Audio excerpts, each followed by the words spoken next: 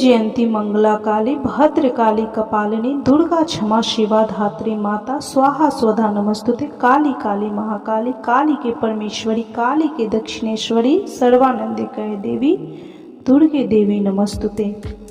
बंधुजनों, आज हम माँ दुर्गा श्री दुर्गा सप्तशती का प्रथम अध्याय का कथा सुनेंगे। तो बोलिए जय माता दी, जय माता दी, जय माता दी।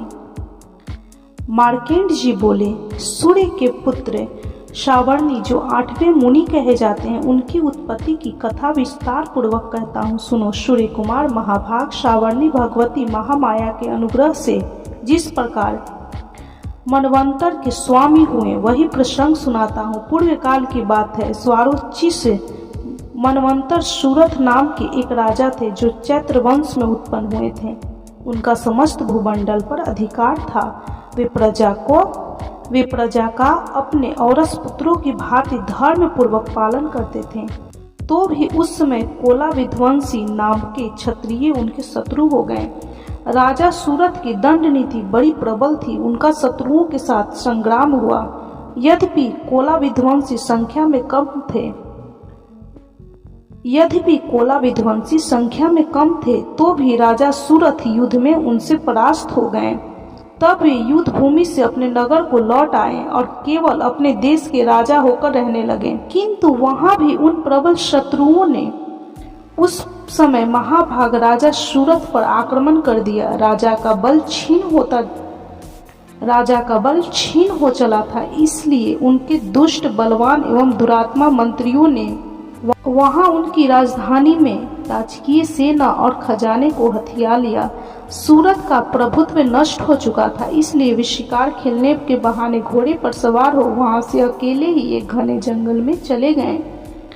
वहां उन्होंने विप्रवर मेधा मुनि का आश्रम देखा, जहां कितने ही हिंसक जीव अपनी स्वाभाविक हिंसा वृत्ति छोड़कर परम शांत भाव से रहते थे।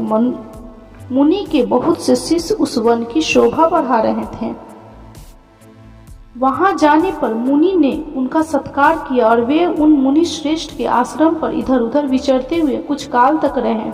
फिर ममता से आकृष्ट चित्त होकर वहां इस प्रकार चिंता करने लगे, पूर्व काल में मेरे पूर्वजों ने जिसका पालन किया था वही नगर आज मुझसे रहित है। पता नहीं मेरे दुराचारी भृत्यगण उसकी धर्म पूर्वक रक्षा करते हैं या नहीं। जो सदा मद की वर्षा करने वाला और शूरवीर था, वह मेरा प्रधान हाथी अब शत्रुओं के अधीन होकर न जाने किन भोगों को भोगता होगा। जो लोग मेरी कृपा धन भोजन पाने से सदा मेरे पीछे चलते थे, वे निश्चय ही अब दूसरे राजाओं का अनुसरण करते होंगे। उन अपव्ययी लोगों के द्वारा सदा खर्च होते रहने के कारण अत्यंत कष्ट से जमा किया हुआ मेरा वह खजाना खाली हो जाएगा। ये तथा और भी कई बातें राजा सूरथ निरंतर सोचते रहते थे। एक दिन उन्होंने वहां विप्रवर मेधा के आश्रम के निकट एक वैश्य को देखा और उससे पूछा, भाई तुम कौन हो? यहाँ तुम्हारे आने का क्या कारण है? तुम क्यों शोकग्रस्त हो और अणमने से दिखाई देते हो? राजा सूरथ का यह प्रेम पूर्वक कहा हुआ वचन सुनकर वैश्य ने विनीत भाव से उन्हें प्रणाम करके कहा।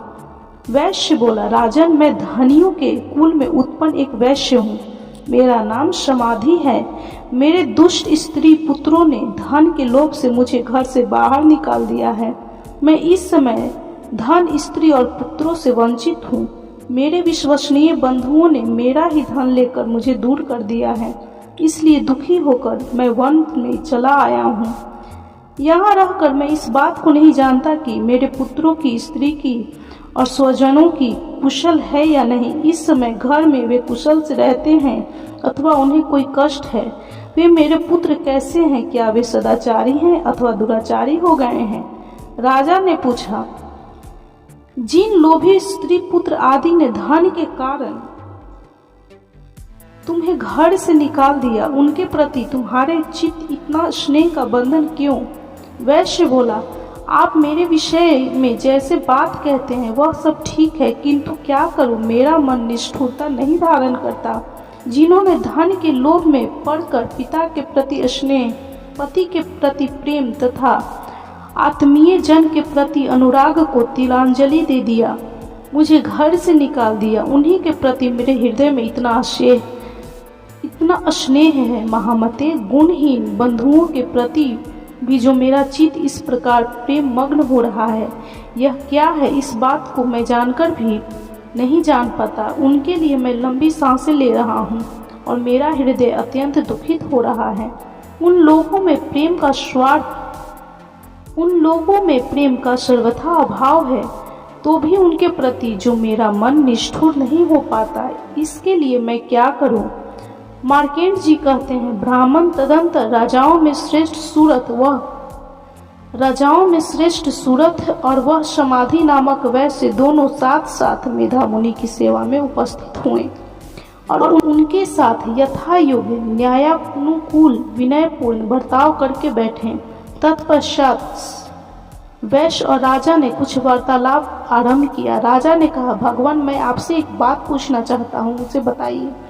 मेरा चित्त अपने अधीन न होने के कारण वह बात मेरे मन को बहुत दुख देती है। जो राज्य मेरे हाथ से चला गया है, उसमें और उसके संपूर्ण अंगों में मेरी ममता बनी हुई है।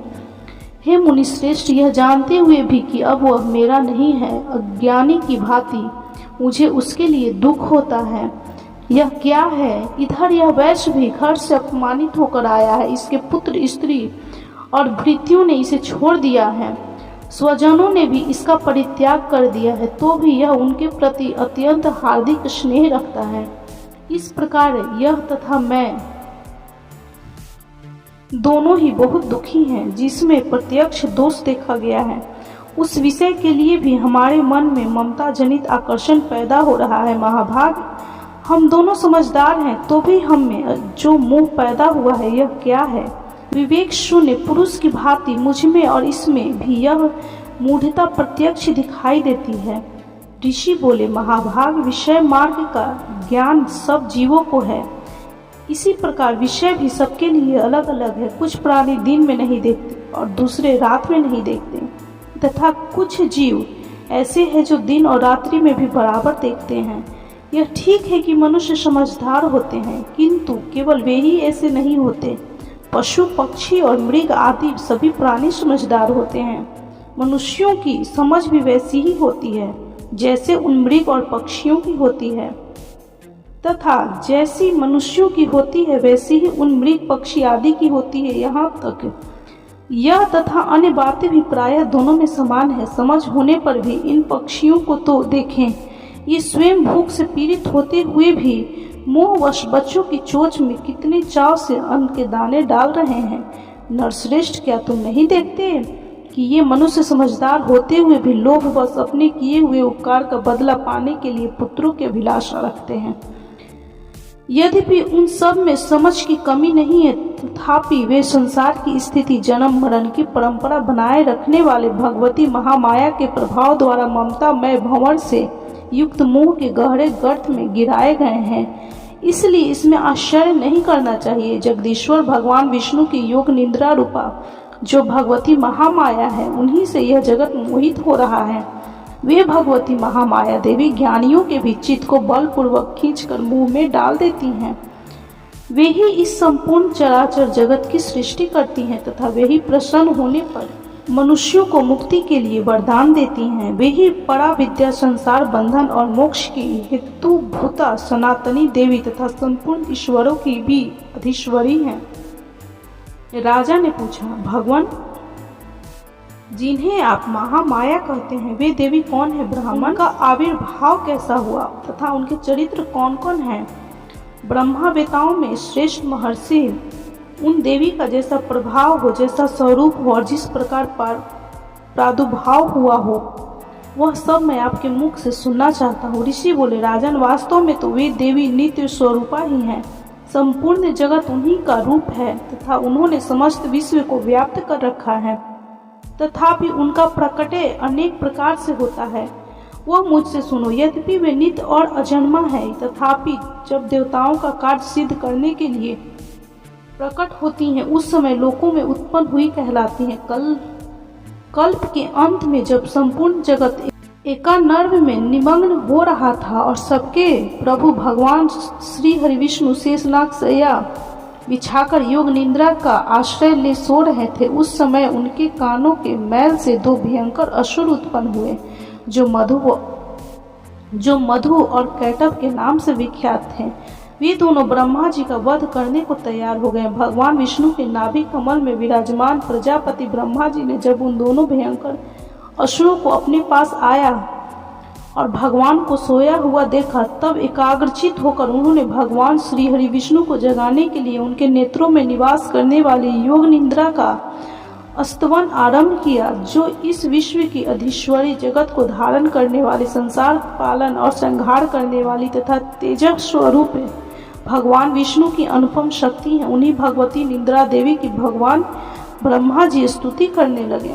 ब्रह्मा जी ने कहा, देवी तुम ही स्वाहा, तुम ही स्वधा, तुम ही वष्टकार हो, स्वर भी तुम्हारे ही स्वरूप है, तुम ही जीवनदायिनी सुधा हो। नित्य अक्षर प्रणव में अकार उकार मकार इन तीन मात्राओं रूप में तुम ही स्थित हो, तथा इन तीन मात्राओं के अतिरिक्त जो बिंदु रूपा नित्य अर्ध मात्रा है, जिसका विशेष रूप से उच्चारण नहीं किया जा सकता, वह भी तुम ही हो। देवी तुम ही संध्या सावित्री तथा परम जननी हो। देवी तुम ही इस विश्व ब्रह्मांड को धारण करती हो, तुमसे ही इस जगत की सृष्टि होती है, तुम ही से इसका पालन होता है और सदा तुम ही कल्प के अंत में सबको अपना ग्रास बना लेती हो। जगन्मयी देवी, इस जगत की उत्पत्ति के समय तुम सृष्टि रूपा हो, पालन काल में स्थिति रूपा हो तथा कल्पांत के समय संहार रूप धारण करने वाली हो। तुम ही महाविद्या, महामाया, महामेधा, महास्मृति, महामोह रूपा, महादेवी और महासुरी हो। तुम ही तीनों गुणों को उत्पन्न करने वाली सबकी प्रकृति हो। भयंकर काल रात्रि, महारात्रि और मोह रात्रि भी तुम ही हो। तुम ही श्री, तुम ही ईश्वरी, तुम ही हीन, तुम ही बोध स्वरूपा बुद्धि हो। लज्जा, पुष्टि, तिष्टि, शांति, क्षमा भी तुम ही हो। तुम खड्ग धारणी, शूल धारणी, घोर रूपा तथा गदा, चक्र, शंख और धनुष्य धारण करने वाली हो। बाण, भुशुंडी और परिध ये भी तुम्हारे अस्त्र हैं। तुम सौम्य और सौम्यतर हो। इतना ही नहीं, जितने भी सौम्य एवं सुंदर पदार्थ हैं, उन सब की अपेक्षा तुम अत्यधिक सुंदरी हो। पर और अपर सबसे परे रहने वाली परमेश्वरी तुम ही हो। सर्व स्वरूपे देवी, कहीं भी सत असत रूप में जो कुछ वस्तुएं हैं और उन सब की जो शक्ति है वह तुम ही हो। ऐसी अवस्था में तुम्हारी स्तुति क्या हो सकती है? जो इस जगत की सृष्टि, पालन और संहार करते हैं, उन भगवान को भी जब तुमने निद्रा के अधीन कर दिया है, तब तुम्हारी स्तुति करने में यहाँ कौन समर्थ हो सकता है? मुझको, भगवान शंकर को तथा भगवान विष्णु को भी तुमने ही शरीर धारण कराया है, अतः तुम्हारी स्तुति करने की शक्ति किसमें है? देवी तुम तो अपने इस उदार प्रभाव से ही प्रशंसित हो। ये जो दोनों असुर मधु और कैटभ है, इनको मुंह में डाल दो और जगदीश्वर भगवान श्री हरि विष्णु को शीघ्र ही जगा दो। साथ ही इनके भीतर इन दोनों महान असुरों को मार डालने की बुद्धि उत्पन्न कर दो। ऋषि कहते हैं, राजन, जब ब्रह्मा जी ने वहां मधु और कैटभ को मारने के उद्देश्य से भगवान विष्णु को जगाने के लिए तमोगुण की अधिराष्ट्री देवी योग निद्रा की इस प्रकार स्तुति की, तब वे भगवान के नेत्र, मुख, नासिका, बाहु, हृदय और वक्ष स्थल से निकलकर अव्यक्त जन्मा ब्रह्मा जी की दृष्टि के समक्ष खड़ी हो गई। योग निद्रा से मुक्त होने पर जगत के स्वामी भगवान जनार्दन श्री हरि विष्णु उसे कार्णव के जल में शेषनाग की शैया से जाग उठे। फिर उन्होंने उन दोनों असुरों को देखा। वे दुरात्मा मधु और कैटभ अत्यंत बलवान तथा पराक्रमी थे और क्रोध से लाल आंखें किए ब्रह्मा जी को खा जाने के लिए उद्योग कर रहे थे। तब भगवान श्री हरि ने उठकर उन दोनों के साथ 5000 वर्षों तक केवल बाहु युद्ध किया। वे दोनों भी अत्यंत बल के कारण उन्मत्त हो रहे थे। इधर महामाया ने भी उन्हें मुंह में डाल रखा था, इसलिए वे भगवान विष्णु से कहने लगे, हम तुम्हारी वीरता से संतुष्ट हैं, हम लोगों से कोई वर मांगो। श्री भगवान बोले, यदि तुम दोनों मुझ पर प्रसन्न हो तो अब मेरे हाथ से मारे जाओ। बस इतना सा ही मैंने वर मांगा है, यहाँ दूसरे किसी वर से क्या लेना है। ऋषि कहते हैं, इस प्रकार धोखे में आ जाने पर जब उन्होंने संपूर्ण जगत में जल ही जल देखा, तब कमल नयन भगवान से कहा, जहाँ पृथ्वी जल में डूबी हुई न हो, वहाँ जहाँ सूखा स्थान हो, वही हमारा वध करे। ऋषि कहते हैं तब तथास्तु कहकर शंख चक्र और गदा धारण करने वाले भगवान श्री हरिविष्णु ने उन दोनों के मस्तक अपनी जांघों पर रखकर चक्र से काट डाले। इस प्रकार ये देवी महामाया ब्रह्मा जी की स्तुति करने पर स्वयं प्रकट हुई थी। अब पुनः तुमसे उनके प्रभाव का वर्णन करता हूँ, सुनो। इस प्रकार श्री मार्केंड पुराण में सर्वानिक मनवंतर की कथा के अंतर्गत देवी महात्म्य के मधुकैटभ वध नामक पहला अध्याय पूरा हुआ। बोलिए ओम जयंती मंगला काली भद्र काली कपालिनी दुर्गा क्षमा शिवा धात्री माता स्वाहा स्वधा नमस्तुते। काली काली महाकाली काली के परमेश्वरी काली के दक्षिणेश्वरी सर्वानंदे कहे देवी दुर्गे देवी नमस्तुते। श्री दुर्गा सप्तशी माँ दुर्गा के दूसरे अध्याय की कथा सुनेंगे। देवताओं के तेज से देवी का प्रादुर्भाव और महिषासुर की सेना का वध, दूसरे अध्याय में इसकी कथा सुनेंगे। तो चलिए कथा शुरू करते हैं, पाठ शुरू करते हैं, इसे ध्यान से सुनिएगा। ओम मध्यम चरित्र के विष्णु ऋषि महालक्ष्मी देवता उष्णिक छंद शाकंभरी दिश शाकंभरी शक्ति दुर्गा बीज वायु तत्व और यजुर्वेद स्वरूप हैं। श्री महालक्ष्मी की प्रसन्नता के लिए मध्य चरित्र के पाठ में इसका विनियोग है। मैं कमल के आसन पर बैठी हुई प्रसन्न मुख वाली महिषासुर मर्दिनी भगवती महालक्ष्मी का भजन करता हूँ, जो अपने हाथों में अक्षमाला फरसा गदा बाण वज्र पद्म धनुष कुंडिका दंड शक्ति खड़ग ढाल शंख घंटा मधुपात्र शूल पाश और चक्र धारण करती हैं। ऋषि कहते हैं पूर्व काल में देवताओं और असुरों में पूरे वर्षों तक घोर संग्राम हुआ था। उसमें असुरों का स्वामी महिषासुर था और देवताओं के नायक इंद्र थे। उस युद्ध में देवताओं की सेना महाबली असुरों में परास्त हो गई। संपूर्ण देवताओं को जीतकर महिषासुर इंद्र बन बैठा। तब पराजित देवता प्रजापति ब्रह्मा जी को आगे करके उस स्थान पर गए जहाँ भगवान शंकर और विष्णु भगवान विराजमान थे। देवताओं ने महिषासुर पराक्रम तथा अपनी पराजय का यथावत वृत्तांत उन दोनों देवेश्वरों से विस्तार पूर्वक कह सुनाया। वे बोले, भगवान महिषासुर सूर्य इंद्र अग्नि वायु चंद्रमा यम वरुण तथा अन्य देवताओं के भी अधिकार छीनकर स्वयं ही सबका अधिष्ठाता बना बैठा है। उस दुरात्मा महिष ने समस्त देवताओं को स्वर्ग से निकाल दिया है। अब वे मनुष्यों की भांति पृथ्वी पर विचरते हैं। दैत्यों की यह सारी करतूत हमने आप लोगों से कह सुनाई। अब हम आपकी ही शरण में आए हैं, उसके वध का कोई उपाय सोचिए। इस प्रकार देवताओं के वचन सुनकर भगवान विष्णु और शिव ने दैत्यों पर बड़ा क्रोध किया। उनकी भौएं तन गईं और मुंह टेढ़ा हो गया। तब अत्यंत कोप में भरे हुए चक्रपाणी श्री विष्णु के मुख से एक महान तेज प्रकट हुआ। इसी प्रकार ब्रह्मा शंकर तथा इंद्र आदि अन्य देवताओं के शरीर से भी बड़ा भारी तेज निकला। वह सब मिलकर एक हो गया। महान तेज का वह पुंज जाज्वल्यमान पर्वत सा जान पड़ा। देवताओं ने देखा, वहां उसकी ज्वालाएं संपूर्ण दिशाओं में व्याप्त हो रही थी। संपूर्ण देवताओं के शरीर से प्रकट हुए उस तेज की कहीं तुलना नहीं थी। एकत्रित होने पर वह एक नारी के रूप में परिणत हो गया और अपने प्रकाश से तीनों लोकों में व्याप्त जान पड़ा। भगवान शंकर का जो तेज था उससे उस देवी का मुख प्रकट हुआ। यमराज के तेज से उसके सिर में बाल निकल आए। श्री विष्णु भगवान के तेज से उसकी भुजाएं उत्पन्न हुई। चंद्रमा के तेज से दोनों स्तनों का और इंद्र के तेज से मध्य भाग कटि प्रदेश का प्रादुर्भाव हुआ। वरुण के तेज से जंघा और पिंडली तथा पृथ्वी के तेज से नितंब भाग प्रकट हुआ। ब्रह्मा के तेज से दोनों चरण और सूर्य के तेज से उसकी अंगुलियां हुई। वसुओं के तेज से हाथों की अंगुलियां और कुबेर के तेज से नासिका प्रकट हुई। उसी देवी के दांत प्रजापति के तेज से और तीनों नेत्र अग्नि तेज से प्रकट हुए थे। उसकी भौएं संध्या के और कान वायु के तेज से उत्पन्न हुए थे। इस प्रकार अन्य देवताओं के तेज से भी उस कल्याणमयी देवी का आविर्भाव हुआ। तदंतर समस्त देवताओं के तेज पुंज से प्रकट हुई देवी को देखकर महिषासुर सताए हुए देवता बहुत प्रसन्न हुए। पिनाकधारी भगवान शंकर ने अपने शूल से एक शूल निकालकर उन्हें दिया। फिर भगवान विष्णु ने भी अपने चक्र से चक्र उत्पन्न करके भगवती को अर्पण किया। वरुण ने भी शंख भेंट किया। अग्नि उन्हें शक्ति दी और वायु धनुष तथा बाण से भरे हुए 2 तरकश प्रदान किए। सहस्त्र नेत्रों वाले देवराज इंद्र ने अपने वज्र से वज्र उत्पन्न करके दिया और ऐरावत हाथी से उतारकर एक घंटा भी प्रदान किया। यमराज ने काल दंड से दंड, वरुण ने पाश, प्रजापति ने स्फटिकाक्ष की माला तथा ब्रह्मा जी ने कमंडलू भेंट किया। सूर्य ने देवी समस्त रोमकूपों में अपनी किरणों का तेज भर दिया। काल ने उन्हें चमकती हुई ढाल और तलवार दी। क्षीर समुद्र ने उज्जवल हार तथा कभी जीर्ण न होने वाले 2 दिव्य वस्त्र भेंट किए।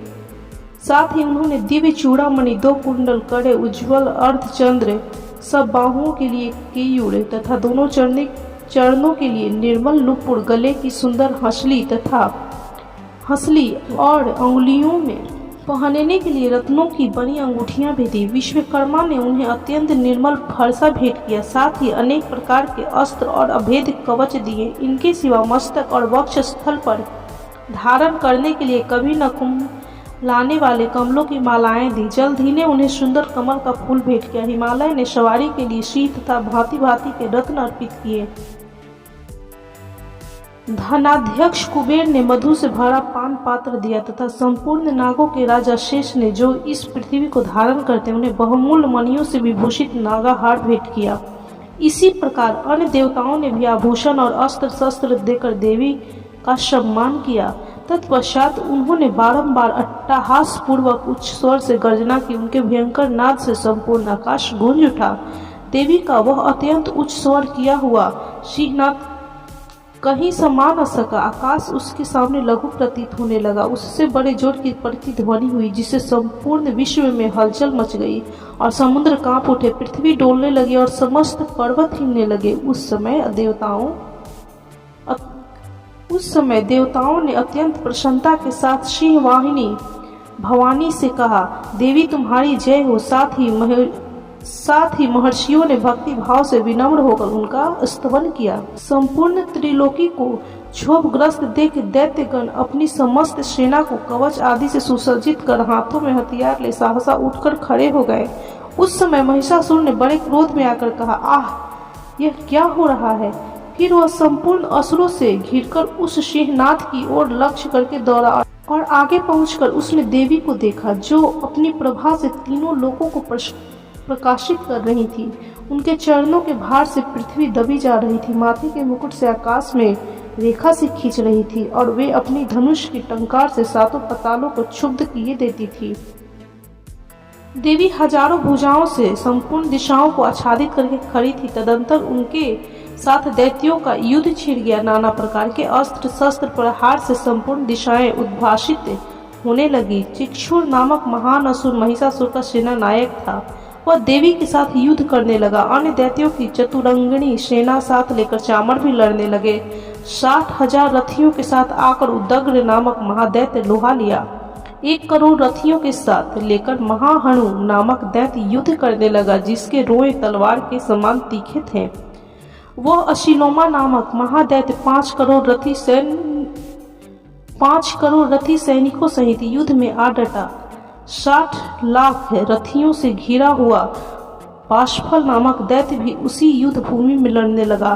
परिवारित नामक राक्षस हाथी सवार और घुड़सवारों के अनेक दलों और तथा 1 करोड़ रथियों सेना लेकर युद्ध करने लगा। बिडाल नामक दैत्य 5 अरब रथियों से घिरकर लोहा लेने लगा। इनके अतिरिक्त और भी हजारों महादैत्य रथ, हाथी और घोड़ों की सेना साथ लेकर महादेवी के साथ युद्ध करने लगे।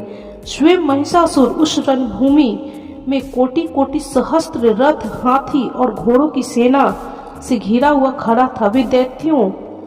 वे दैत्य देवी के साथ तोमर, भिंदीपाल, शक्ति, मूषल, खड्ग, परशु और पट्टिश आदि अस्त्र शस्त्रों का प्रहार करते हुए युद्ध कर रहे थे। कुछ दैत्यों ने उन पर शक्ति प्रहार किया, कुछ लोगों ने पाश फेंके तथा कुछ दूसरे दैत्यों ने खड्ग प्रहार करके देवी को मार डालने का उद्योग किया। देवी ने भी क्रोध में भरकर खेल खेल में ही अपने अस्त्र शस्त्रों की वर्षा करके दैत्यों के वे समस्त अस्त्र शस्त्र काट डाले। उनके मुख पर परिश्रम या थकावट का रंज मात्र भी चिन्हित नहीं था। देवता और ऋषि उनकी स्तुति करते थे और वे भगवती परमेश्वरी दैत्यों के शरीरों पर अस्त्र शस्त्र की वर्षा करती रही। देवी का वाहन सिंह भी क्रोध में भरकर गर्दन के बालों को हिलाता हुआ असुरों की सेना में इस प्रकार विचरने लगा, मानो वनों में दावानल फैल रहा हो। रणभूमि में दैत्य के साथ युद्ध करती हुई अंबिका देवी ने जितने निश्वास छोड़े वे सभी तत्काल सैकड़ों हजारों गणों के रूप में प्रकट हो गए और परशु, भिंदीपाल, खड़क तथा पट्टिश आदि अस्त्रों द्वारा असुरों का सामना करने लगे। देवी की शक्ति से बढ़े हुए वे गण असुरों का नाश करते हुए नगाड़ा और शंख आदि बाजे बजाने लगे। उस संग्राम महोत्सव में कितने ही गण मृदंग बजा रहे थे। तदंतर देवी ने त्रिशूल से, गदा से, शक्ति की वर्षा से और खड्ग आदि से सैकड़ों महादैत्यों का संहार कर डाला। कितनों को घंटे के भयंकर नाद से मूर्छित करके मार गिराया। बहुतेरे दैत्यों को पास से बांधकर धरती पर घसीटा। कितने ही दैत्य उनकी तीखी तलवार की मार से दो टुकड़े हो गए। कितने ही गदा की चोट से घायल हो धरती पर सो गए। कितने ही मूसल की मार से अत्यंत आहत होकर रक्त वमन करने लगे। कुछ दैत्य शूल से छाती फट जाने के कारण पृथ्वी पर ढेर हो गए। उस रणांगण में बाण समूहों की वृष्टि से कितने ही असुरों का कमर टूट गया। बाज की तरह झपटने वाले देवपिंडक दैत्यगण अपने प्राणों से हाथ धोने लगे। किन्हीं की बाहें छिन्न भिन्न हो गई, कितनी की गर्दनें कट गई। कितने ही दैत्यों के मस्तक कट कट कर गिरने लगे। कुछ लोगों के शरीर मध्य भाग में ही विदीर्ण हो गए। कितने ही महादैत्य जांघें कट जाने से पृथ्वी पर गिर पड़े। कितनों को ही देवी ने एक बाह, एक पैर और एक नेत्र वाले करके दो दो टुकड़ों में चीर डाला। कितने ही दैत्य मस्तक कट जाने पर भी गिरकर फिर उठ जाते और केवल धड़ के रूप में ही अच्छे अच्छे हथियार हाथ में ले देवी के साथ युद्ध करने लगते थे। दूसरे कुटुंब युद्ध के बाजों की लय पर नाचते थे। कितने ही बिना सिर के धड़ हाथों में खड्ग, शक्ति और रिष्टि लिए दौड़ते थे तथा दूसरे महादैत्य ठहरो ठहरो यह कहते हुए देवी को युद्ध के लिए ललकारते थे। जहां वह घोर संग्राम हुआ था वहां की धरती देवी के गिराए हुए रथ, हाथी, घोड़े और असुरों की लाशों से ऐसी पट गई थी कि वहां चलना फिरना असंभव हो गया था। दैत्यों की सेना में हाथी, घोड़े और असुरों के शरीर से इतनी अधिक मात्रा में रक्तपात हुआ था कि थोड़ी ही देर में वहां खून की बड़ी बड़ी नदियां बहने लगी। जगदम्बा ने असुरों की विशाल सेना को क्षण भर में नष्ट कर दिया। ठीक उसी तरह जैसे तृण और काठ के भारी ढेर को आग कुछ ही क्षणों में भस्म कर देती है, और वह सिंह भी गर्दन के बालों को हिला हिलाकर जोर जोर से गर्जना करता हुआ दैत्यों के शरीर से मानो उनके प्राण चूले लेता था। वहां देवी के गणों ने भी उन महादैत्यों के साथ ऐसा युद्ध किया जिससे आकाश में खड़े हुए देवता गण उन पर बहुत संतुष्ट हुए और फूल बरसाने लगे। इस प्रकार श्री मार्कंडेय पुराण में सार्वजनिक मनवंतर की कथा के अंतर्गत देवी महात्म्य में महिषासुर की सेना का वध नामक दूसरा अध्याय पूरा हुआ। तो बोलिए जय माता दी, जय माता दी, जय माता दी। ओम जयंती मंगला काली भद्रकाली कपालिनी दुर्गा क्षमा शिवा धात्री स्वाहा स्वधा नमस्तुते। बंधुजनों, श्री दुर्गा सप्तशती का यह दूसरा अध्याय संपूर्ण हुआ। अब हम तीसरे अध्याय को सुनेंगे। ओम जयंती मंगला काली भद्रकाली कपालिनी दुर्गा क्षमा शिवा धात्री माता स्वाहा स्वधा नमस्तुते। बंधुजनों, आज हम श्री दुर्गा सप्तशती के तीसरे अध्याय पाठ का श्रवण करेंगे। ये तो चलिए तीसरा अध्याय शुरू करते हैं। बोलिए जय माता दी, जय माता दी, जय माता दी। जगदम्बा के श्री अंगों की कांति उदय काल के सहस्त्रों सूर्यों के समान है। वे लाल रंग की रेशमी साड़ी पहने हुए हैं। उनके गले में मुंडमाला शोभा पा रही है। दोनों अस्त्रों पर रक्त चंद्र का लेप लगा है। वे अपने कर कमलों में जपमालिक, अविद्या और अभय तथा वर्ण नामक मुद्राएं धारण किए हुए हैं। 3 नेत्रों से सुशोभित मुखर बिंद की बड़ी शोभा हो रही है। उनके मस्तक पर चंद्रमा के साथ ही रत्नमय मुकुट बंधा है तथा वे कमल के आसन पर विराजमान हैं। ऐसी देवी को मैं भक्तिपूर्वक प्रणाम करती हूँ। ऋषि कहते हैं, दैत्यों की सेना ऋषि कहते हैं, दैत्यों की सेना को इस प्रकार तहस नहस होते देख महादैत्य सेनापति चिक्षुर क्रोध में भरकर अंबिका देवी से युद्ध करने के लिए आगे बढ़ा।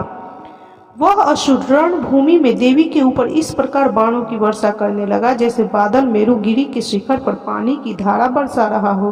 तब देवी ने अपने बाणों से उसके बाण समूह को अनायास ही काटकर उसके घोड़ों और सारथियों को भी मार डाला।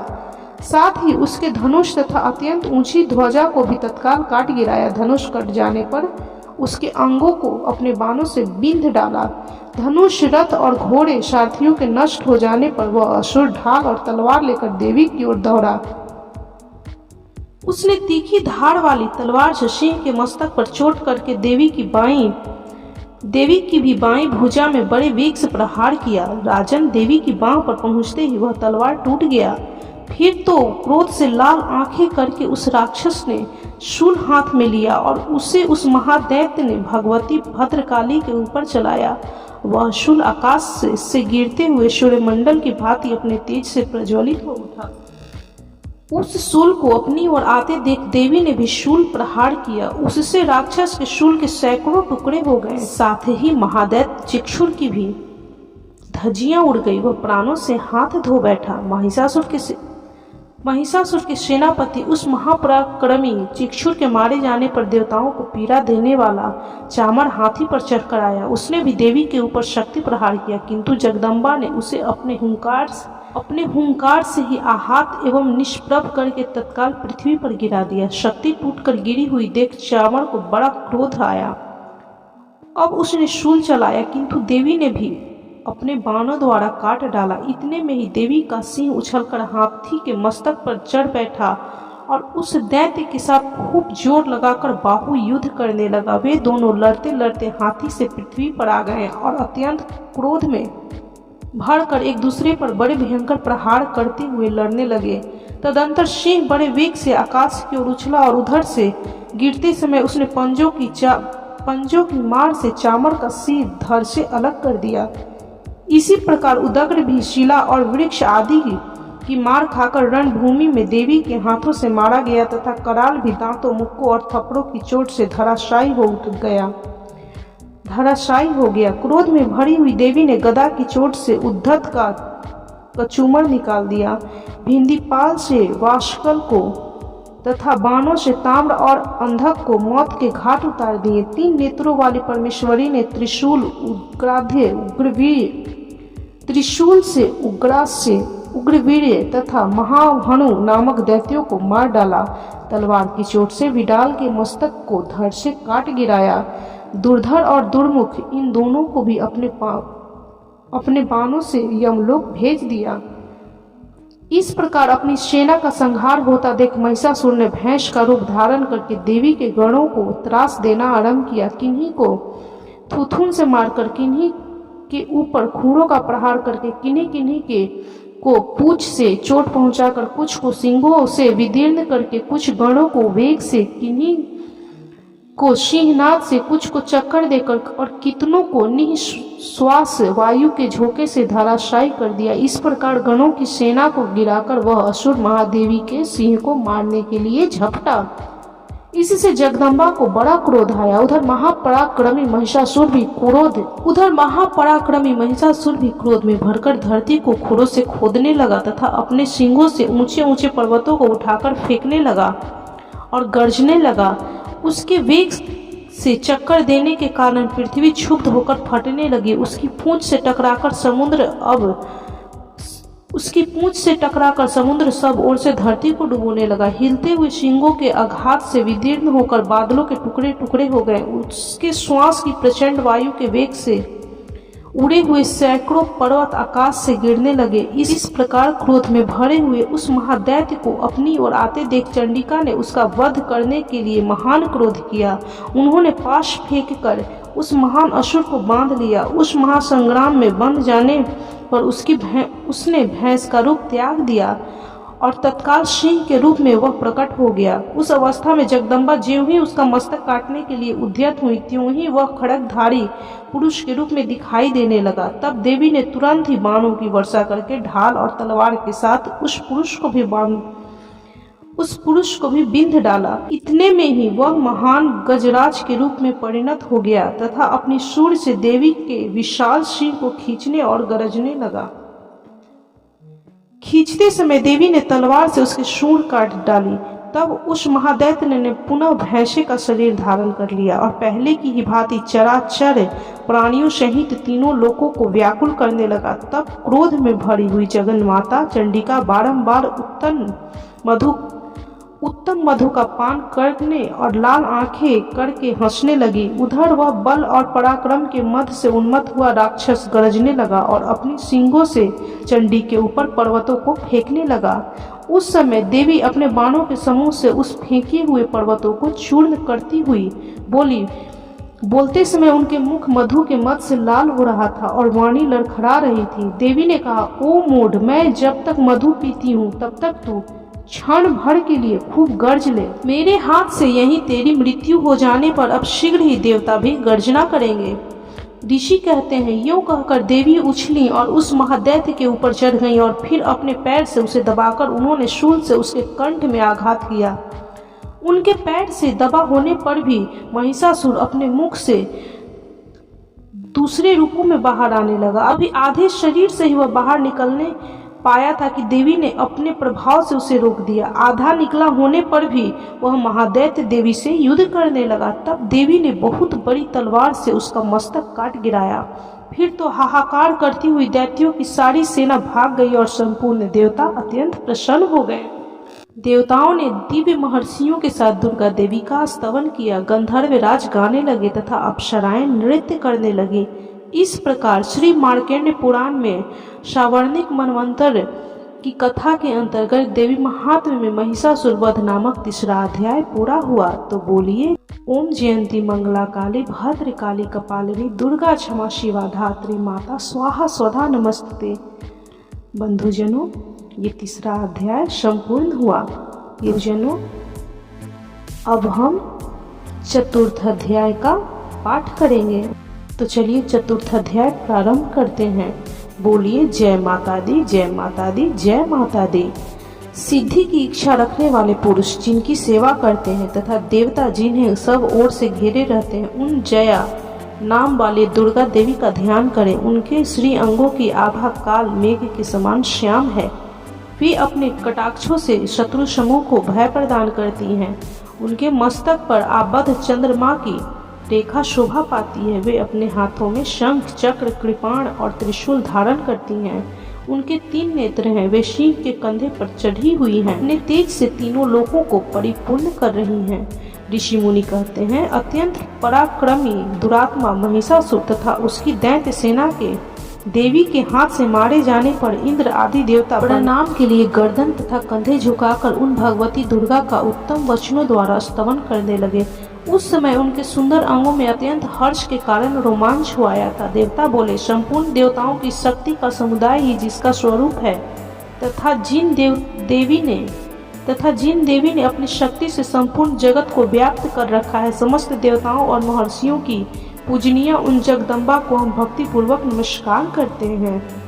हम लोगों का कल्याण करें। जिनके अनुपम प्रभाव और बल का वर्णन करने में भगवान शेषनाग, ब्रह्मा जी तथा महादेव जी भी समर्थ नहीं है। वे भगवती चंडिका संपूर्ण जगत का पालन एवं अशुभ भय का नाश करने का विचार करे। जो पुण्यात्माओं के घरों में स्वयं ही लक्ष्मी रूप से, पापियों के यहाँ दरिद्रता रूप में, शुद्ध अंतः करने वाले पुरुषों के हृदय में बुद्धि रूप से, सत्पुरुषों में श्रद्धा रूप से तथा कुलीन मनुष्यों में लज्जा रूप से निवास करती हैं, उन आप भगवती दुर्गा को हम नमस्कार करते हैं। देवी, आप संपूर्ण विश्व का पालन कीजिए। देवी, आपके इन अचिंत्य रूप का, असुरों का नाश करने वाली भारी पराक्रम का तथा समस्त देवताओं और दैत्यों के समक्ष युद्ध में प्रकट किए हुए आपके अद्भुत चरित्रों का हम किस प्रकार वर्णन करें। आप संपूर्ण जगत की उत्पत्ति में कारण हैं।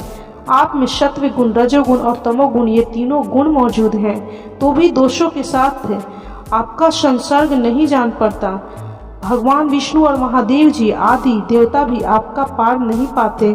आप ही सबका आश्रय हैं। यह समस्त जगत आपका अंशभूत है, क्योंकि आप सबकी आदिभूत अव्याकृत परा प्रकृति है। देवी संपूर्ण यज्ञों में जिसके उच्चारण से सब देवता तृप्ति लाभ करते हैं वह स्वाहा आप ही हैं। इसके अतिरिक्त आप पितरों की भी तृप्ति का कारण है, अतएव सब लोग आपको स्वधा भी कहते हैं। देवी जो मोक्ष की प्राप्ति का साधन है, अचिंत्य महाव्रत स्वरूपा है, समस्त दोषों से रहित जितेंद्रिय तत्व को ही सार वस्तु मानने वाले तथा मोक्ष की अभिलाषा रखने वाले मुनिजन जिसका अभ्यास करते हैं वह भगवती परा विद्या आप ही हैं। आप शब्द स्वरूपा हैं, अत्यंत निर्मल ऋग्वेद यजुर्वेद तथा उद्गीत के मनोहर पदों के पाठ से युक्त साम वेद का भी आधार आप ही हैं। आप देवी त्रयी तीनों वेद और भगवती छहों ऐश्वर्यों से युक्त हैं। इस विश्व की उत्पत्ति एवं पालन के लिए आप ही वार्ता के रूप में प्रकट हुई हैं। आप संपूर्ण जगत की घोर पीड़ा का नाश करने वाली हैं। हे देवी जिससे समस्त शस्त्रों का सार ज्ञान होता है वह मेधा शक्ति आप ही हैं। दुर्गम भवसागर से पार उतारने वाली नौका रूप दुर्गा देवी आप ही हैं।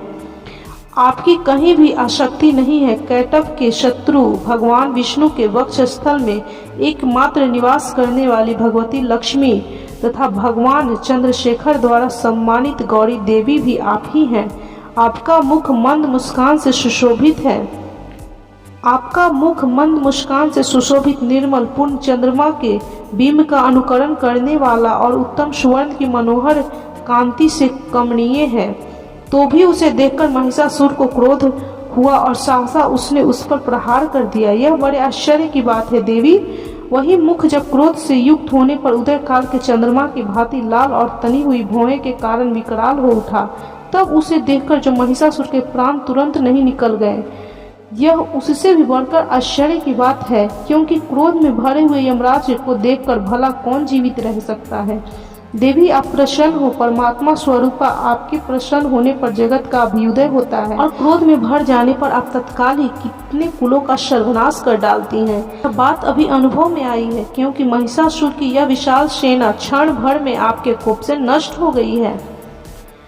सदा अभ्युदय प्रदान करने वाली आप जिन पर प्रसन्न रहती हैं वे ही देश में सम्मानित हैं। उन्हीं को धन और यश की प्राप्ति होती है। उन्हीं का धर्म कभी शिथिल नहीं होता तथा वे ही अपने हष्ट पुष्ट स्त्री पुत्र और भृत्यों के साथ धन्य माने जाते हैं। देवी हे देवी की कृपा से पुण्यात्मा पुरुष प्रतिदिन अत्यंत श्रद्धा पूर्वक साथ सब प्रकार के धर्मानुकूल कर्म करता है और उसके प्रभाव से स्वर्ग लोक में जाता है। इसलिए आप तीनों लोकों में निश्चय ही मनोवांछित फल देने वाली हैं। माँ दुर्गे आप स्मरण करने पर सब प्राणियों का भय हर लेती हैं और स्वस्थ पुरुषों द्वारा चिंतन करने पर उन्हें परम कल्याणमयी बुद्धि प्रदान करती हैं। दुख दरिद्रता और भय हरने वाली देवी आपके सिवा दूसरी कौन है जिसका चित्त सबका उपकार करने के लिए सदा ही दयाद्र रहता है। देवी इन राक्षसों के मारने से संसार को सुख मिले तथा ये राक्षस चिरकाल तक नरक में रहने के लिए भले ही पाप करते रहे हों, इस समय संग्राम में मृत्यु को प्राप्त होकर स्वर्ग लोक में जाए। निश्चय ही यही सोचकर आप शत्रुओं का वध करती हैं। आप शत्रुओं पर शस्त्रों का प्रहार क्यों करती हैं? समस्त असुरों को दृष्टिपात मात्र से ही भस्म क्यों नहीं कर देती हैं? इसमें एक रहस्य है। ये शत्रु भी हमारे शस्त्रों से पवित्र होकर उत्तम लोकों में जाएं। इस प्रकार उनके प्रति भी आपका विचार अत्यंत उत्तम रहता है। खड्ग के तेज पुंज की भयंकर दीप्ति से तथा आपके त्रिशूल के अग्रभाग की घनीभूत प्रभा से चौंधियाकर जो असुरों की आंखें फूट नहीं गईं, उसमें कारण यही था कि वे मनोहर रश्मियों से युक्त चंद्रमा के समान आनंद प्रदान करने वाले आपके इस सुंदर मुख का दर्शन करते थे। देवी आपका शील दुराचारियों के बुरे बर्ताव को दूर करने वाला है। साथ ही यह रूप ऐसा है जो कभी चिंतन भी नहीं आ सकता और जिसका कभी दूसरों से तुलना भी नहीं की जा सकती।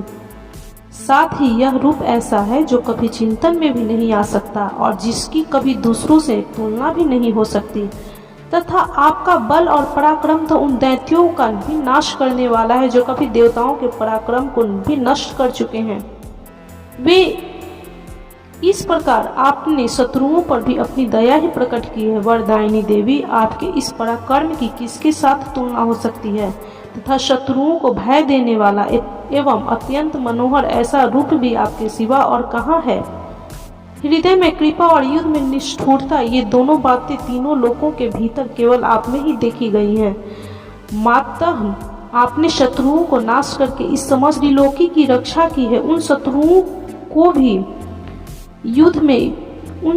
को भी युद्ध भूमि में मारकर स्वर्ग लोक में पहुंचाया है तथा उन्मत्त दैत्यों से प्राप्त होने वाले हम लोगों के भय को भी दूर कर दिया है।